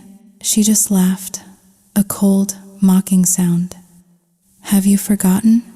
On paper, I am still legally his wife. You're the one who seduced him. You're the other woman. Have you forgotten that? In 2 weeks, you and David will be in divorce court, so you can stop living in your little fantasy world. She gave me a challenging look. It's not over till it's over, Kendall. You never know. A lot can happen in 2 weeks. What are you planning? Are you trying to get him back? She nodded, her eyes gleaming. You're a smart girl. Yes, that's exactly what I'm planning. After everything that's happened, I've realized there is no one in this world who is better to me, who is more sincere than David. You are the most shameless person I have ever met, I said, my voice shaking with rage. After everything you've put him through, you still have the nerve to come back here. You're not just shameless, you're morally bankrupt. Your self-respect has been eaten by dogs, Lydia. She just smiled and went back to her room. She had openly declared war, and I knew when it came to manipulation and playing the victim, I was no match for her. But I was determined. I would find a way to show David her true colors. I would make him see who she really was, and then he would throw her out of this house for good. That night, out of pure spite, I packed up all my things and moved them into David's room permanently. Later, when Lydia went up to the rooftop to get her laundry, she had to walk past his room. The door was wide open. I had left it that way on purpose. I wanted her to see us.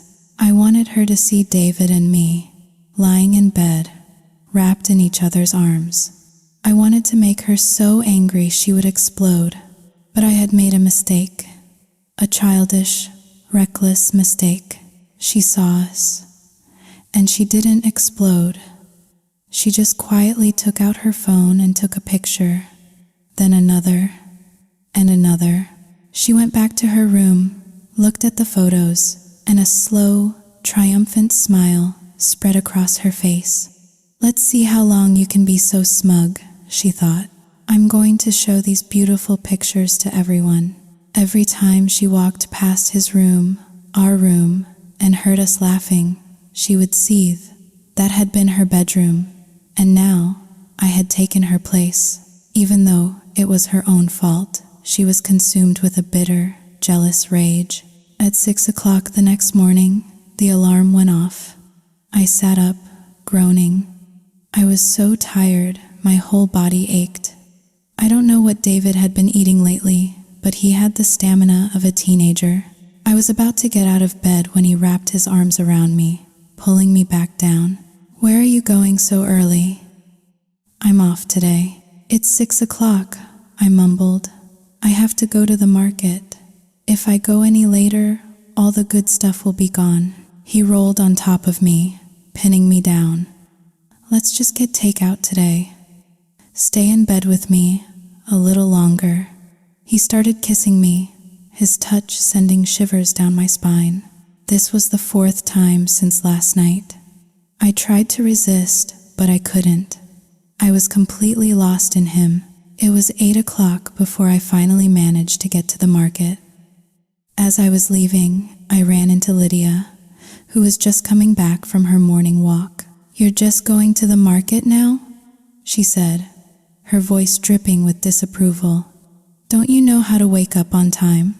I'm truly amazed by you. I just smiled a deliberately provocative smile. I know, it's terrible. David just wouldn't let me leave.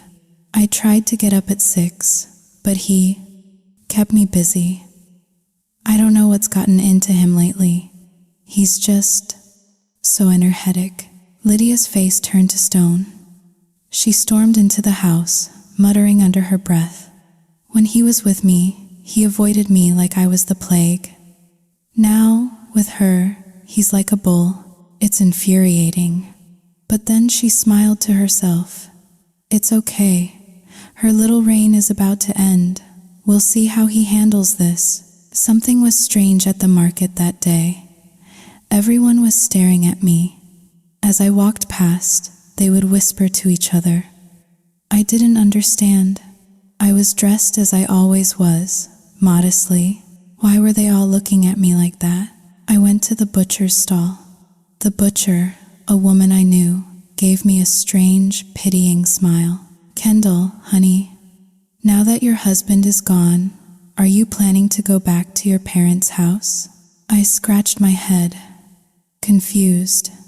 Eventually, I guess, but not right now. Why do you ask? Oh, well, I heard that you were planning to stay, and people are saying a lot of other things too. I don't know if they're true. What are they saying? I asked, a knot of dread forming in my stomach.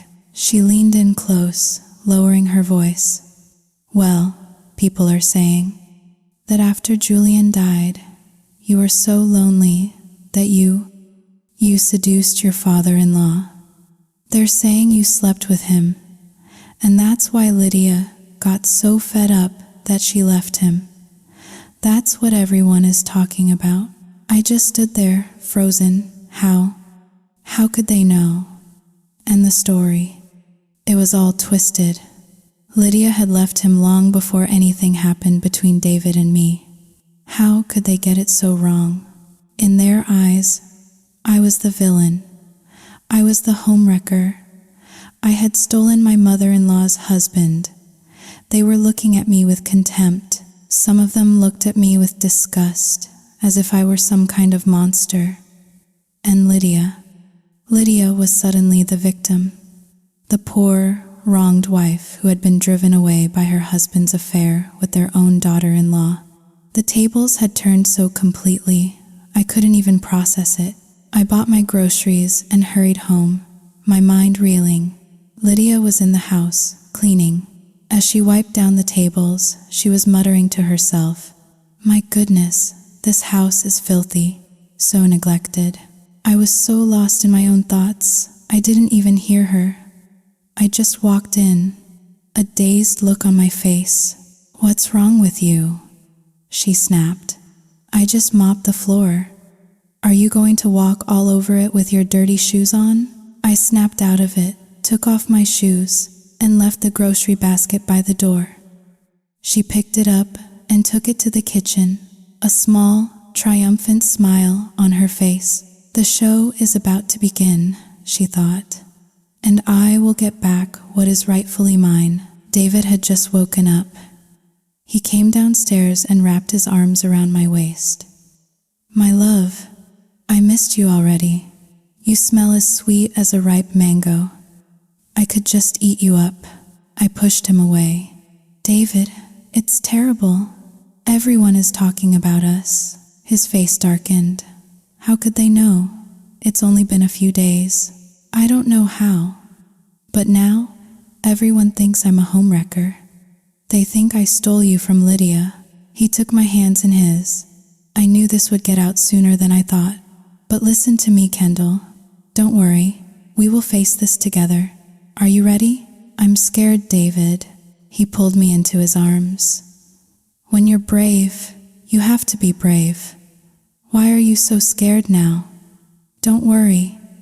Let them talk. Eventually, they'll understand. We don't have to explain anything. We just have to be strong, together. And this will all pass, okay?" I whispered, trying to believe him. But it wasn't that simple. That evening, as David and I were eating dinner, my parents showed up, and my older brother, Ethan, who I hadn't seen in months. I ran to the door, happy to see them. "Mom, Dad, Ethan." My mother didn't say a word. She just slapped me, twice, hard. "You shameless girl. Pack your things. You are coming home with me." Now, I was so shocked, I couldn't even feel the sting on my cheek. "Mom? Why did you hit me? You are a disgrace," she shrieked. "How could you be so foolish? Pack your things." David rushed out from the dining room. "Please, both of you, calm down. Come inside. Let's talk about this." My father looked at David, his face a mask of bitter disappointment. "We were best friends, David. How could you do this to my daughter? Please, just come inside," David pleaded, but they wouldn't listen. They grabbed my arm and started dragging me to their car. "Leave the clothes. We'll buy you new ones," my mother yelled. "No, I don't want to go. Let go of me. David, help me," I screamed. David ran towards me, but my brother stepped in front of him, blocking his way. "I'm warning you," my brother snarled, his voice low and menacing. "From now on, you stay away from my sister. If I ever catch you sneaking around with her again, I will break your legs. You're an old man. Stop being so disgusting." From inside the house, Lydia watched, a satisfied smirk on her face. "Excellent. They're dragging the little bitch away. Now, I can take care of David, just like in the old days." They dragged me home. My parents screamed at me for what felt like hours. Then they locked me in my room, but I couldn't think straight. All I could think about was David. I loved him. He was all I could think about. Back at the house, David was heartbroken. Lydia saw her chance. She sat down next to him, her voice soft and comforting. "You're sad, aren't you?" He didn't answer. She put her arm around his neck. "Don't be sad. Kendall is young. Her parents are right not to accept this. Just come back to me. We can start over." He pushed her away. "Lydia, stop it. No matter what happens, I will never get back together with you. Do you understand me? Just think about it, David, she pressed on. Her parents will never agree to this, so why not just come back to me? I'll change. I'll take care of you. We can start over. Shut your mouth, he yelled. Just leave me alone. At first, my parents tried to force me to forget him, but I was stubborn. I refused to eat. I just lay in my room, wasting away. They got scared. They were afraid I would starve myself to death, so they changed their tactic. They said they would.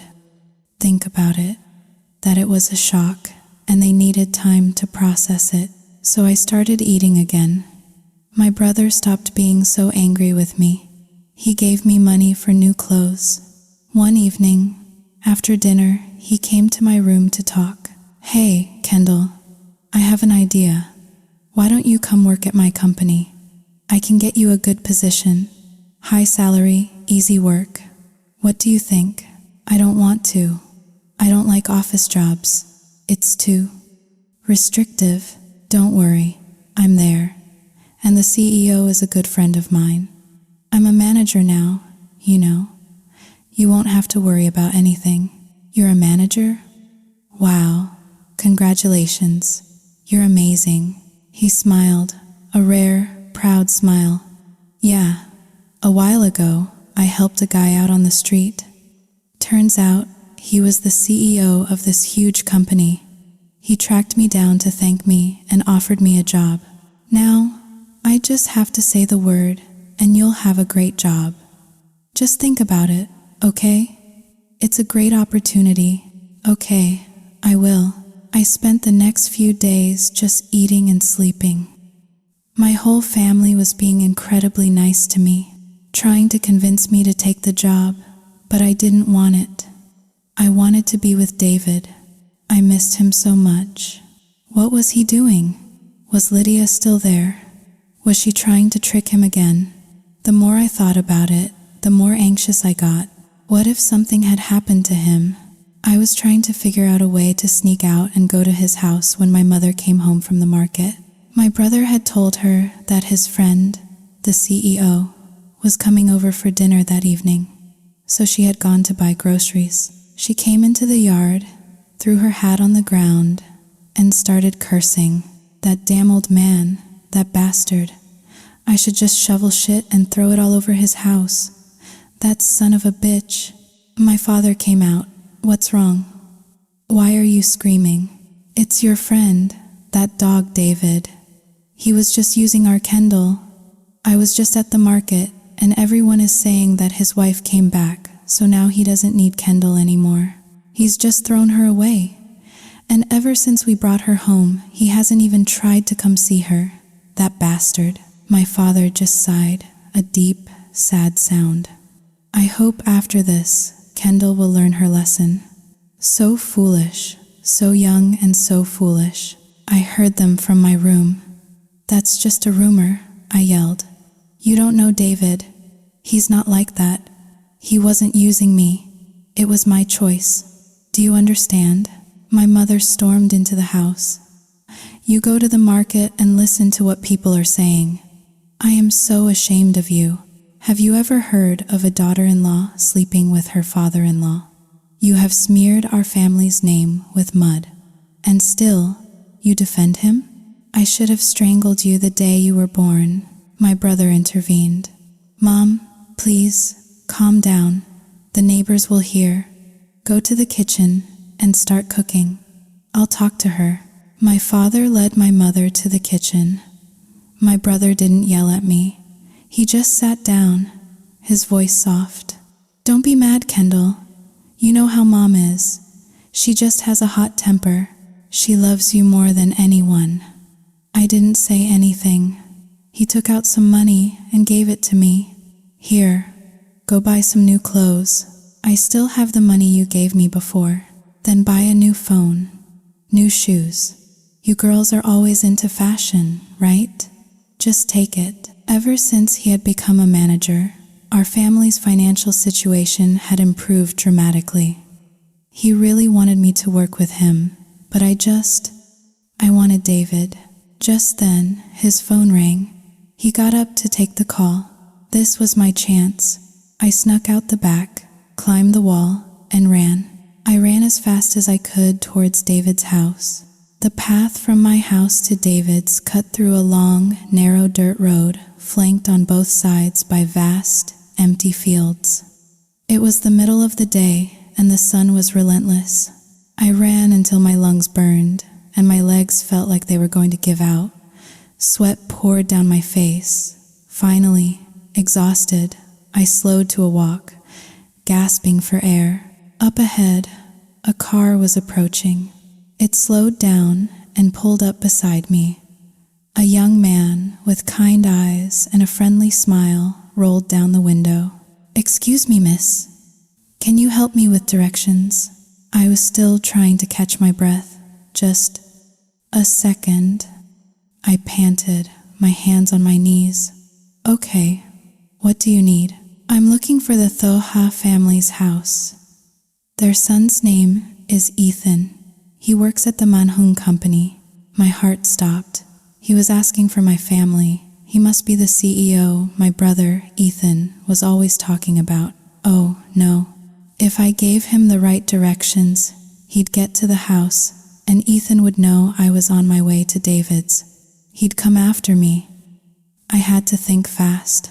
I pointed down the road in the opposite direction of my house. "Oh, the Thohas. Yes, you just keep going straight for about half a mile. You'll come to a T-junction, turn right, and go straight for another mile. You'll be right there. You can't miss it." I was sending him straight to the town cemetery. He beamed at me. "Oh, great. Thank you so much." "No problem." I watched him drive off and couldn't help but chuckle. Have a nice trip to the graveyard. I finally made it to David's house, but the gate was locked. He must be at the workshop, I thought. So I walked all the way to the workshop, but when I got there, the workers told me something that made my blood run cold. David had been in a motorcycle accident. He had broken his leg. He was in the hospital, and Lydia was the one taking care of him. I felt a surge of panic. I was about to ask to borrow one of the workshop's delivery vans to go to the hospital when I heard a motorcycle roar up behind me. It was my mother and Ethan. They had found me. They dragged me home. Back at the house, the CEO still hadn't arrived. Ethan was starting to look worried. He called him. "Hey man, where are you?" "What? The cemetery? How the hell did you end up at the cemetery?" Okay, just stay put. I'll come get you." I sat in my room, trying not to laugh. I decided I would try to escape again that night. I had to get to the hospital. I had to see David. A little while later, the car pulled up. I peeked out the window. It was the man from the road with Ethan. "I don't know how I got so lost," the man was saying. I asked a girl on the road for directions, and was she wearing a white t-shirt and blue jeans? Ethan interrupted. "Yeah, I think so. She had these two really cute dimples when she smiled." Ethan sighed. "Then you had the bad luck of meeting my damn sister. Come on, let's go inside. I'll get us some beers." My mother sat with the young CEO, whose name, I learned, was Andrew. Ethan came to my room and told me to help with dinner. When I came out, Andrew's eyes lit up. My mother smiled. "This is my daughter, Kendall." Andrew practically choked on his water. "Oh, hello, Kendall. My name is Andrew. It's a pleasure to meet you." I just smiled. "Hi, Andrew." He was beaming. "We have a real connection, don't we? I'm so glad to see you again." My mother looked from him to me, confused. "You two know each other?" Andrew just laughed. "Yes, I met Kendall on the road earlier. I asked her for directions." My mother glared at me. "And why did you send him to the cemetery?" I just scratched my head and tried to look innocent. I must have misheard him. I thought he was asking for the way to the cemetery. Andrew was handsome. He was only 28 and already the CEO of a big company. During dinner, he kept trying to talk to me. "Can I pour you a beer?" he asked. "You're driving. You shouldn't be drinking." "It's okay. I'm staying here until late tonight. Come on, just one." I shrugged. "Fine. But be careful you don't get so drunk you can't drive home." My mother shot me a warning look. "Kendall, mind your manners." Andrew just laughed it off. "It's okay, ma'am. We're just having fun." After my parents finished eating, they left the three of us at the table. Ethan immediately started in on me again. "See? This is my boss, Andrew. Now do you believe me? If you come work for us, you'll be taken care of." Andrew nodded. "So, the job you asked me about, it was for Kendall." "Yeah," Ethan said. "She's my only sister, but she's so stubborn. I want her to have a stable job, but she won't listen to me." Andrew looked at me. "You should come work for us, Kendall. With your brother there, you won't have to worry about anything." I just sighed. "Okay, I'll think about it, but I can't decide right now." I was so tired of them nagging me about the job that I decided to get them both drunk. I kept pouring them beers, challenging them to drinking games. Soon enough, they were both passed out at the table. That shut them up. I was a little drunk myself, so I went to my room to lie down and wait. I needed to be sober for my escape later that night. It was dark. Ethan and Andrew had finally woken up. I was just showered and dressed, waiting for my chance to sneak out, when my mother sat down for dinner. She was watching me like a hawk. There was no way I could get out now. Then I had an idea. I knew Andrew was interested in me. I could use that. I caught his eye across the table and gave him a small, flirtatious smile. He immediately took the bait. A few minutes later, he came and sat next to me, trying to make small talk. The trap was set. I leaned in, my voice a conspiratorial whisper. "I'm craving ice cream from the shop by the lake." But Ethan hates ice cream. I don't know who to ask, and it's no fun to go alone. His eyes lit up. "I'll take you. I could go for something cold right now." "Really? Let's go now then." "Okay, but," I added, "you should ask my mom for permission. She won't let me go if I ask." Just as I predicted, my mother was delighted. Of course, she would let me go. I was going out with the handsome, successful young CEO. We got in his car. The hospital where David was staying was right near the lake. Back at the house, my mother was practically floating on air. She was already planning my wedding. "Ethan," she said, "what do you think of Andrew? Is he a good man?" "He's a great guy, Mom. He's the reason I am where I am today." "Well," she said, a hopeful gleam in her eye, "it seems like he's taken a liking to our Kendall. They just went to get ice cream." Ethan looked surprised. "Really?" "Yes. He asked my permission and everything. You know, I'm starting to think this could be a good thing. Maybe if she's with him, she'll finally forget that old man." Ethan nodded slowly. "You know, Mom, that's not a bad idea. If Kendall married Andrew, she'd be set for life. His family is one of the richest in the city, and so my mother and brother started to dream of my new, wonderful future." Andrew drove me to the lake. "I know a great ice cream shop near here," he said. I pointed to a shop that was packed with people. "Let's go there." "Okay, you wait here. I'll go buy it." "No, I want to pick my own flavor." "Let me go. I'll be right back." I got out of the car, went into the shop, and bought 2 chocolate ice cream cones. I came back and handed them to him. "Here's your ice cream. Eat up, and then you can go home.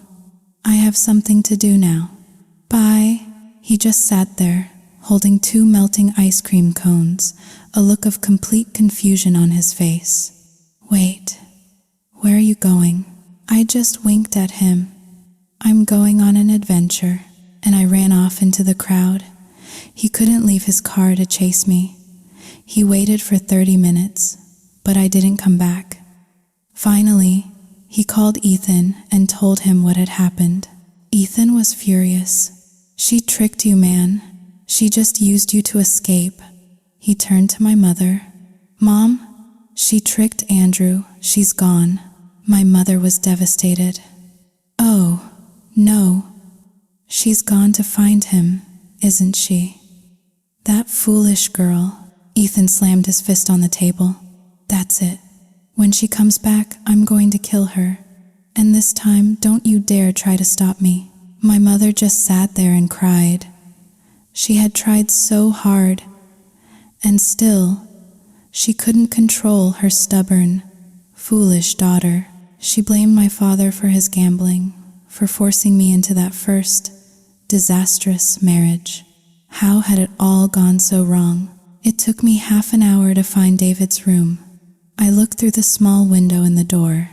There he was, lying in bed, his leg in a cast.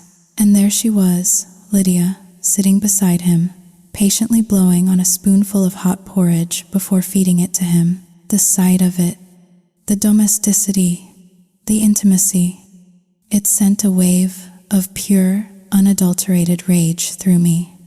I burst through the door.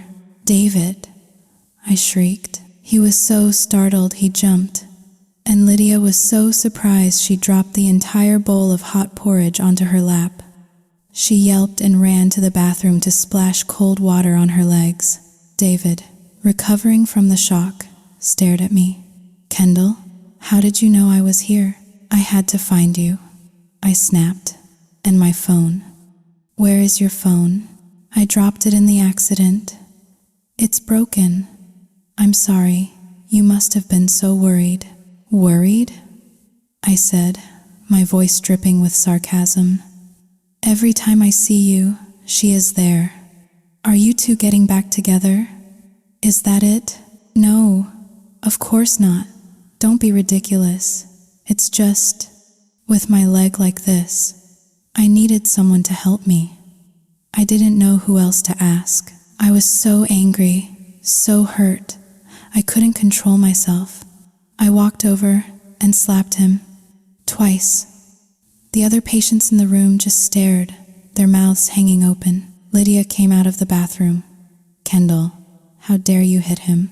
I turned on her, my eyes blazing. You and I will have a talk later. You just wait. Just then, a security guard came in. He grabbed my arm and started to drag me out. I was still screaming at them, trying to get out all the anger and frustration that had been building up inside me. Lydia, David pleaded, go after them. Tell the guard she's family. Please, hurry. Lydia nodded sweetly. Of course, honey. You just rest. Don't worry. She walked out into the hallway, but she didn't go after the guard. She just stood there, a smug smile on her face, and watched as he dragged me away. Why would I help her? She thought. Let them throw her out. The farther, the better. The guard dragged me all the way to the front gate and told me I was banned from the hospital. No matter how much I pleaded, he wouldn't listen. I just sat on the curb and cried. Lydia went back to the room. What happened? David asked anxiously. Did you talk to him? She put on a sad face. I tried, but by the time I got there, Kendall had already left. I think she was just too angry. He sighed. She must be so mad at me. I have to wait for this damn leg to heal so I can go find her and explain. Lydia just smiled to herself. By the time your leg is healed, your precious little girlfriend will be long gone. And you will come back to me.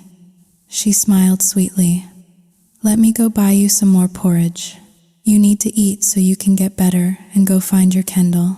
He just nodded, his heart heavy. I was still sitting on the curb, crying, when a car pulled up.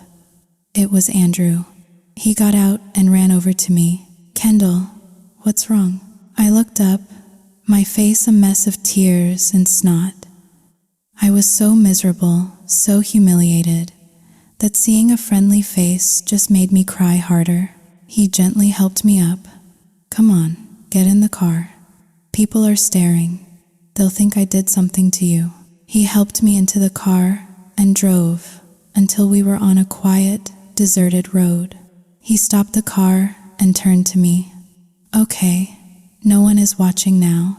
You can tell me what happened. Why do you want to know? Because I do. Please, just tell me. I finally broke down and told him everything. About the man I loved being in the hospital and his wife being there to take care of him. He just shook his head. So you're in love with a married man? They're about to get a divorce. She cheated on him, but now she's back, and she wants him back. Have you talked to him about it? How can I? Every time I go there, she's there. I get so mad I can't even think straight. He sighed. This is a complicated situation. And you call him he. Is he a lot older than you? Yes. He's my father's age. Andrew just stared at me. You're in love with a man your father's age. Wow, you're really something else. I think I'm starting to like your uniqueness, Kendall. I glared at him. This is my life's tragedy, and you're making fun of me? Watch it, or you'll get a slap in the face. He just laughed. I'm not making fun of you. But listen, why don't you just forget about him? Try being with a young, handsome guy like me. Just try it. You might be happy. Why be in love with an old, married man who only makes you cry? He's not old, I snapped. He's only 45. He's strong and fit, and young guys like you couldn't even carry his shoes. What I said hit him like a punch to the gut. He just sat there, stunned, unable to say a word. It was almost 11 o'clock at night. My mother was pacing back and forth in front of the house, wringing her hands, her face etched with worry. That disrespectful child. When she gets back here, I'm going to shave her head, she muttered to herself. My brother, Ethan, sat inside, trying to stay calm. Mom, please stop pacing. You're making me dizzy. How can I be calm? Where could she be? It's so late. Oh, I'm going to lose my mind. Just then, Andrew's car pulled into the driveway. My mother and Ethan rushed outside. Andrew got out, a polite smile on his face. We're back a little late. I hope you weren't too worried. My mother stared at him, then at me as I got out of the car. You two came back together? She was so surprised, I thought.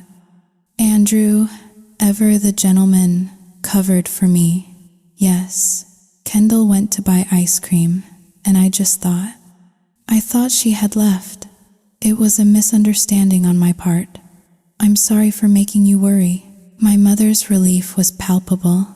Oh, that's wonderful. It's okay. I thought that foolish girl had done something reckless again. Well, I should be going now, Andrew said. I'll come by and visit another time. Of course. Drive safely. And please come back soon.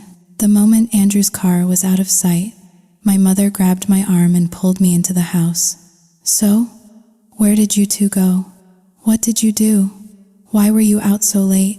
I was still heartbroken over David, and I was in no mood to talk. I'm going to my room, Mom. I'm tired. No. You answer my question, and then you can go. Now, tell me. I was so frustrated, I just snapped. Mom, you're being ridiculous. It's a private matter. Why do you have to ask so many questions? Don't you have any self-respect?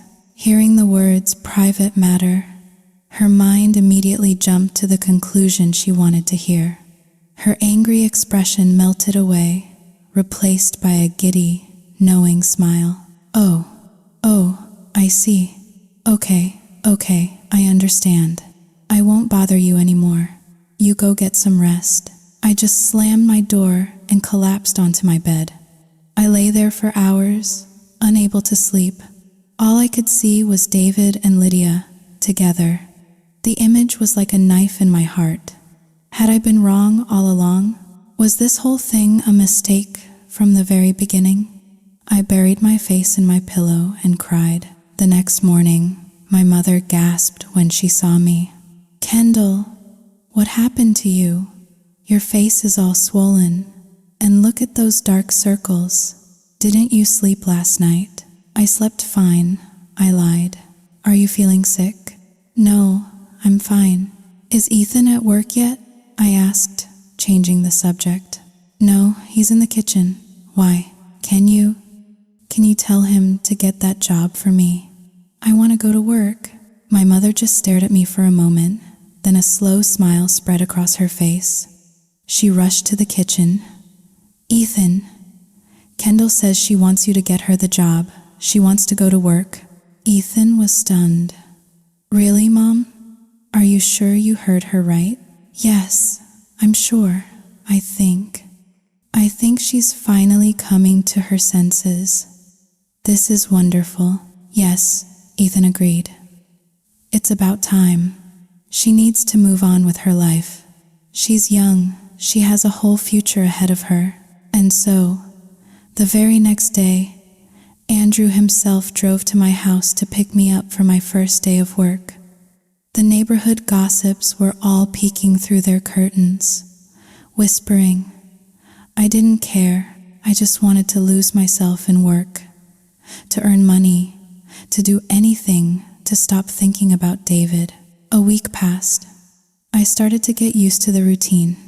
Ethan, being a manager, had given me an easy job, nothing too stressful. And every day, Andrew would leave snacks and drinks on my desk. He was giving me the special treatment, and everyone in the office noticed. They were all jealous. It made me uncomfortable, but my mother and Ethan kept encouraging me, telling me what a great guy he was. And slowly, my heart started to soften.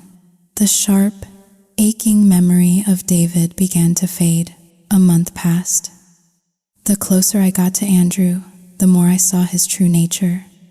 He was a complete goofball and a total pest. He openly told everyone in the company that he was trying to win me over, and that anyone who tried to mess with me would have to answer to him. It was so embarrassing. I would yell at him. I would hit him, but he would just grin, that annoying, charming grin of his, which only made me more furious. On payday, I didn't get my salary. I asked my supervisor. She just smiled. "The CEO is holding your paycheck. You have to go to his office to get it." "What? Why is he holding my paycheck? What does that have to do with anything?" "I don't know. The accounting department just told me to tell you. If you have a problem, you have to talk to the CEO." I was so angry. I stormed up to his office. He was sitting there, his feet up on his desk. "Where is my money?" I demanded. He just grinned, that infuriating grin. "It's in my pocket. Come and get it." I marched over and stuck my hand in his pants pocket. "Where is it? Give it to me." He wrapped his arm around my waist and pulled me onto his lap. "Be careful. You might grab the wrong thing." "What are you talking about, you freak?" He moved my hand. "This thing. You want to feel it?" I was so mad.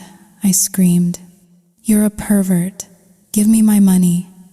I work hard all month for that money. How am I supposed to eat?"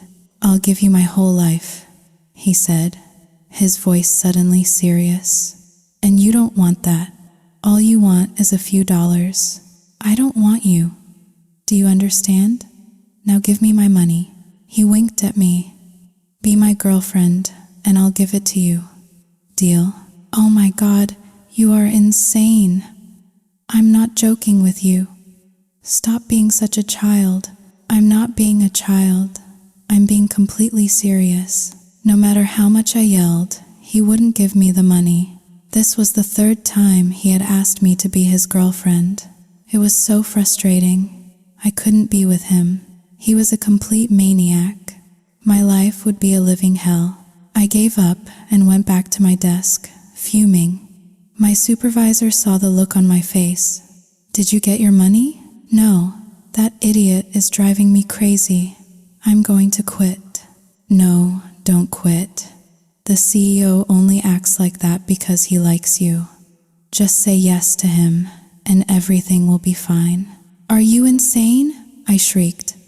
"Why would I want to be with someone who's not normal?" "He's crazy, and I'm not." "He's only crazy in love, Kendall," she said, a dreamy look in her eyes. "In his work, he's very serious. I've never seen him act like this with anyone else. He's usually so cold and intimidating. Ever since you started working here, I've actually seen him smile. Before, he always looked like he was about to murder someone. I don't care about any of that. I just want my money." My supervisor gave me some advice. "Just keep working. At the end of the day, go back up and see him." "Fine. But I'm not leaving until I get my money." At 5 o'clock, everyone went home. I just sat at my desk, waiting. I had been planning to buy a new pair of shoes, some new clothes, and now I couldn't. The more I thought about it, the more I wanted to strangle that infuriating man. Meanwhile, in his office, Andrew suddenly hiccuped. "Someone must be cursing me," he thought. He smiled to himself. "It must be her, my adorable, super cute darling. Why won't she just say yes? I've asked her 3 times. I can feel it. I know she likes me too." Just then, the door to his office creaked open. "Are you going to pay me now? Or are you planning to steal my salary?" He winked at her. "I told you, it's in my pants. Come and get it." I was at my breaking point. "Listen to me, you CEO. You give me my money right now. Don't make me pull your pants off and throw them out the window. Stop messing with me." He just grinned, a challenge in his eyes. "I'm feeling a little hot, actually. I wouldn't mind taking them off. Here, you can help me." That was it, I snapped. I lunged at him and grabbed the waistband of his pants, pulling with all my might. I felt my hand close around something else. He let out a loud, strangled yelp. His face went pale, his mouth twisted in pain. I let go, startled. "What? What's wrong?" He was bent over, his forehead beaded with sweat. "Oh, God, the pain, the pain." "What pain?" You grabbed it so hard. I think you broke it. Why are you so violent?" I just stared at him for a moment, and then I burst out laughing. I couldn't help it. "Serves you right. Who told you to mess with me? Now, give me my money." He was in too much pain to argue. He stumbled over to his desk, took out an envelope, and handed it to me. "Here, your salary." I snatched it from him. "That's more like it. And next time, don't mess with me, or I'll make sure you never have a chance to get married." I turned to leave, but he didn't say anything. That was strange. Usually, he would have a dozen witty comebacks. I turned back. He was still sitting there, his face contorted in pain. Was he really hurt? A pang of guilt shot through me. Are you really in a lot of pain?" "Yes." I sighed, my anger slowly replaced by a reluctant concern. Should I take you to the hospital?" "No, it's too embarrassing. What if the nurses see my, No, I'll be fine in a few days. But what if something is really wrong? I'd rather it be wrong than have a bunch of strangers looking at my private parts. I've been protecting it for 28 years. So what are we supposed to do? Just go home. Leave me alone. I'll be fine. I'm really leaving, I felt bad. I knew it was my fault, but he wouldn't let me help him. I didn't know what else to do. That night, After dinner, I was lying in my room when my phone rang. It was David. He told me to meet him at the end of our street. A few weeks ago, I would have been ecstatic, but now I just felt tired. The excitement, the passion, it was gone. Something had changed. I went to meet him. He was standing under the streetlight, waving. "Kendall, I'm here. Your leg is better?" "Yes." The moment it was healed, I came to find you. "I've missed you so much, Kendall." He pulled me into a hug. "Be careful, someone will see." "I don't care. I miss you too much. Come back to my house, Kendall." I hesitated. I didn't know what to say. Just then, a motorcycle pulled up. It was Ethan. "Kendall, are you coming home with me or not?" I gently pushed David away. "You should go. I'll find you later. Just go." He left, looking back over his shoulder. "I'll be waiting for you, Kendall. Please, come see me." I walked home with Ethan. He didn't yell at me, but I could feel his anger, a cold, silent wave coming off him. When we got home, my mother saw the look on his face. "What happened? Why do you both look so upset?" I didn't say anything. Ethan just sighed. "Mom, just let her marry him. I'm tired of this." My mother was shocked. "What? No. Why are you saying that now? I just saw her hugging him at the end of the street. If she's that determined, just let her go. Let her live at his house. Whatever happens, it's her own fault. We shouldn't be involved anymore." My mother turned to me, her face pale with anger. "Is that true?" I nodded. "Yes." She clenched her teeth. "So what are you going to do?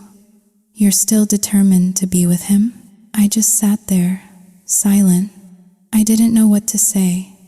When had I started to feel so uncertain? Before, I would have died for him. I had tried to run away so many times, just to be with him. And now I was hesitating. "I'm asking you a question," my mother snapped. "Answer me."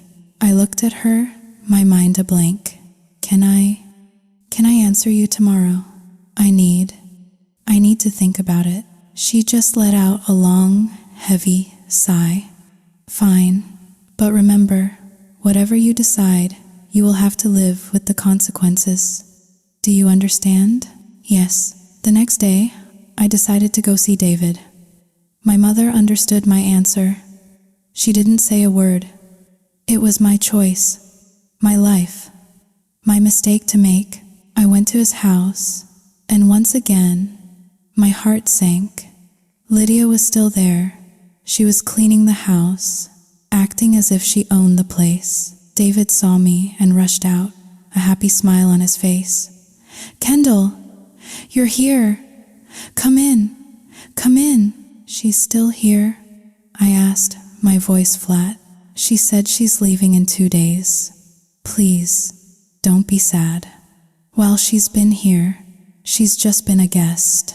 I haven't done anything to betray you. I just let her stay, as a final act of kindness. After this, it's over, between us, forever." I didn't say anything. He told me to make myself at home, that he had to run a quick errand, and then he would be right back. I nodded and sat in the living room, trying to watch TV. Lydia came and sat down with me. "I thought, after a month, you would have forgotten him. Why are you still so foolish?" I just shrugged. "Feelings are complicated, and I'm wondering why you're still here." She sighed. "I had to take care of him. Who else was there? And being with him this past month, I've realized I still have a lot of feelings for him. Maybe that's why I can't seem to leave." "That's enough, Lydia," I said, my voice tired. "I'm here now, so you can pack your things and go. Don't make me have to throw you out. I'm tired of this." All right, she said, a strange, placating tone in her voice. 2 more days. You don't have to kick me out. Good. I went up to David's room. I didn't want to talk to her anymore. And there, at the foot of his bed, I saw it. A pair of her lace underwear. So, they had been sleeping together. I felt a strange sense of calm. The anger, the jealousy.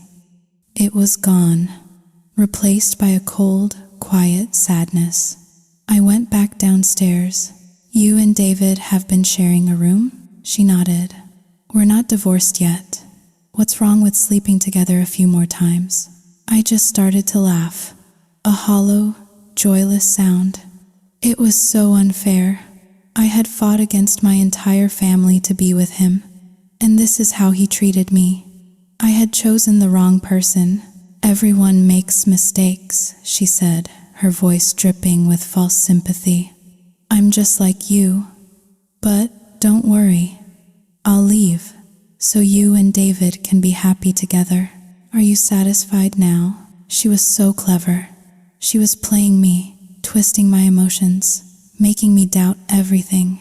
I didn't know if they had really slept together, but her words, her tone, it was enough to destroy what little hope I had left.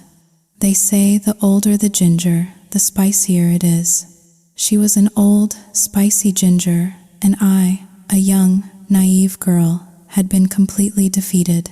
I couldn't accept it. I couldn't be with him, knowing he had been with her. I turned and walked out of that house, and I didn't look back. From that day on, I decided I didn't want to be in love with anyone. I changed my phone number, cutting off all contact with David. That night, I went to a bar and got drunk by myself. My family was worried sick, looking for me everywhere, but no one could find me. I was so drunk, I was swaying on my feet. I bumped into a man in a white shirt, the top 2 buttons undone, revealing a tanned, muscular chest. I couldn't even see his face clearly. Are you a gigolo? I slurred. Get away from me. He leaned in close, his voice a low whisper in my ear. Do you want to go to heaven? I know the way. I'm already in heaven, I mumbled. I don't need your help. He bit my neck, a sharp, playful nip that made me yelp. Kendall, open your eyes and look at me. What happened that made you so sad you had to come to a bar and get drunk? Do you want me to spank you? And you called me a gigolo? Do you even know what a gigolo is? I finally focused my blurry eyes. It was Andrew. What was he doing here? You again? Why are you always following me? Well, I have some bad news for you, he said, a grin in his voice. From now on, I'm going to be following you for the rest of your life. And right now, you're about to be punished. Punished for what? Don't be ridiculous, or I'll kill you. You're being punished for calling me a gigolo, Kendall. He bent down, threw me over his shoulder, and carried me out of the bar. I was too drunk to even protest. I didn't know where he was taking me. All I knew was that when I woke up, I was in a strange room. I sat up and saw a picture of him on the nightstand. I was in his house. The sound of a door opening made me jump. Andrew walked out of the bathroom, a towel wrapped around his waist, his chest bare and glistening with water. He smelled of soap and something else, something warm and masculine. I was so embarrassed, I quickly turned away. You should put some clothes on. Why are you so indecent? He just laughed. I like it this way. It's cool. Why wear clothes and be all stuffy? So, you hurt me the other day. It's still not better. What are you going to do about it? I just kept my face turned away, my cheeks burning. I told you to go to the doctor. You didn't go. It's not my fault. He came and sat on the bed next to me. Well, now you have to heal me. If you do it, it will get better faster. I was so flustered, I just closed my eyes. I don't know how to heal you. If I try, I'll just make it worse. I'm telling you, Don't let me do it. How do you know if you don't try? You have to practice these things to get good at them. I haven't done anything. I'm leaving. He just laughed, a low, triumphant sound. It's too late for that, my darling. And then he kissed me. I tried to struggle, to push him away, but the more I fought, the tighter he held me. My hands clenched the bed sheets, and the room filled with the sounds of our breathing, our moans, the scent of our desire. The next morning, the sun was high in the sky when I finally opened my eyes. I couldn't move. Andrew's arm was wrapped tightly around me. I tried to wiggle free, and he woke up. He kissed my ear. You're awake? Let's sleep a little longer. I pushed him away and sat up. My whole body ached. I tried to stand up, but my legs were so shaky I could barely walk. I limped to the bathroom. I looked in the mirror. My neck was covered in bruises, in love bites. That bastard. He had completely worn me out. I was still staring at my reflection when he knocked on the door. My love, are you done yet? Let's go get something to eat. I opened the door. Are you not going to the company today? I can handle things over the phone. For now, my only job is to take care of you. Take care of me? Look at this.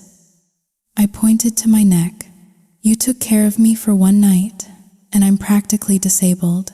He just looked at me, his eyes full of a tender, possessive love. You'll get used to it.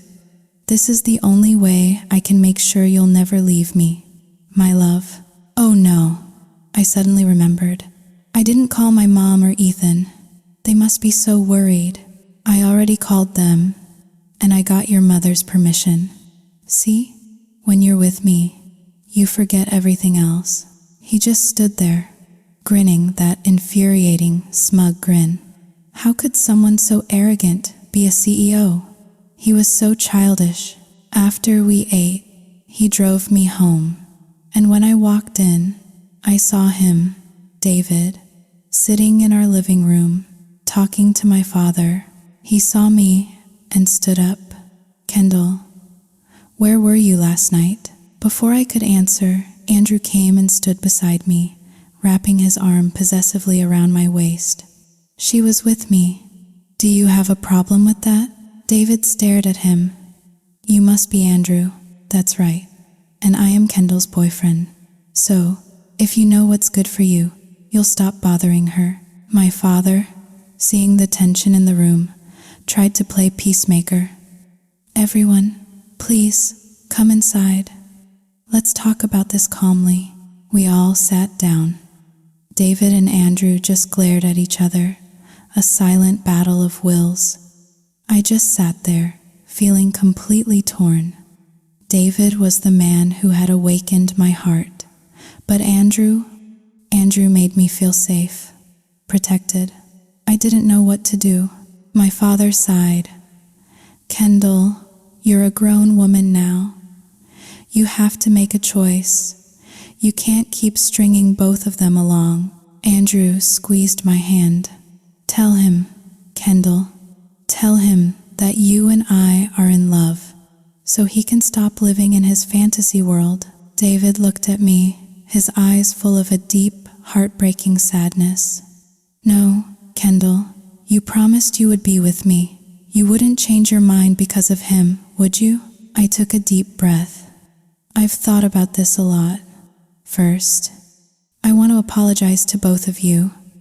My childishness has caused you both a lot of pain.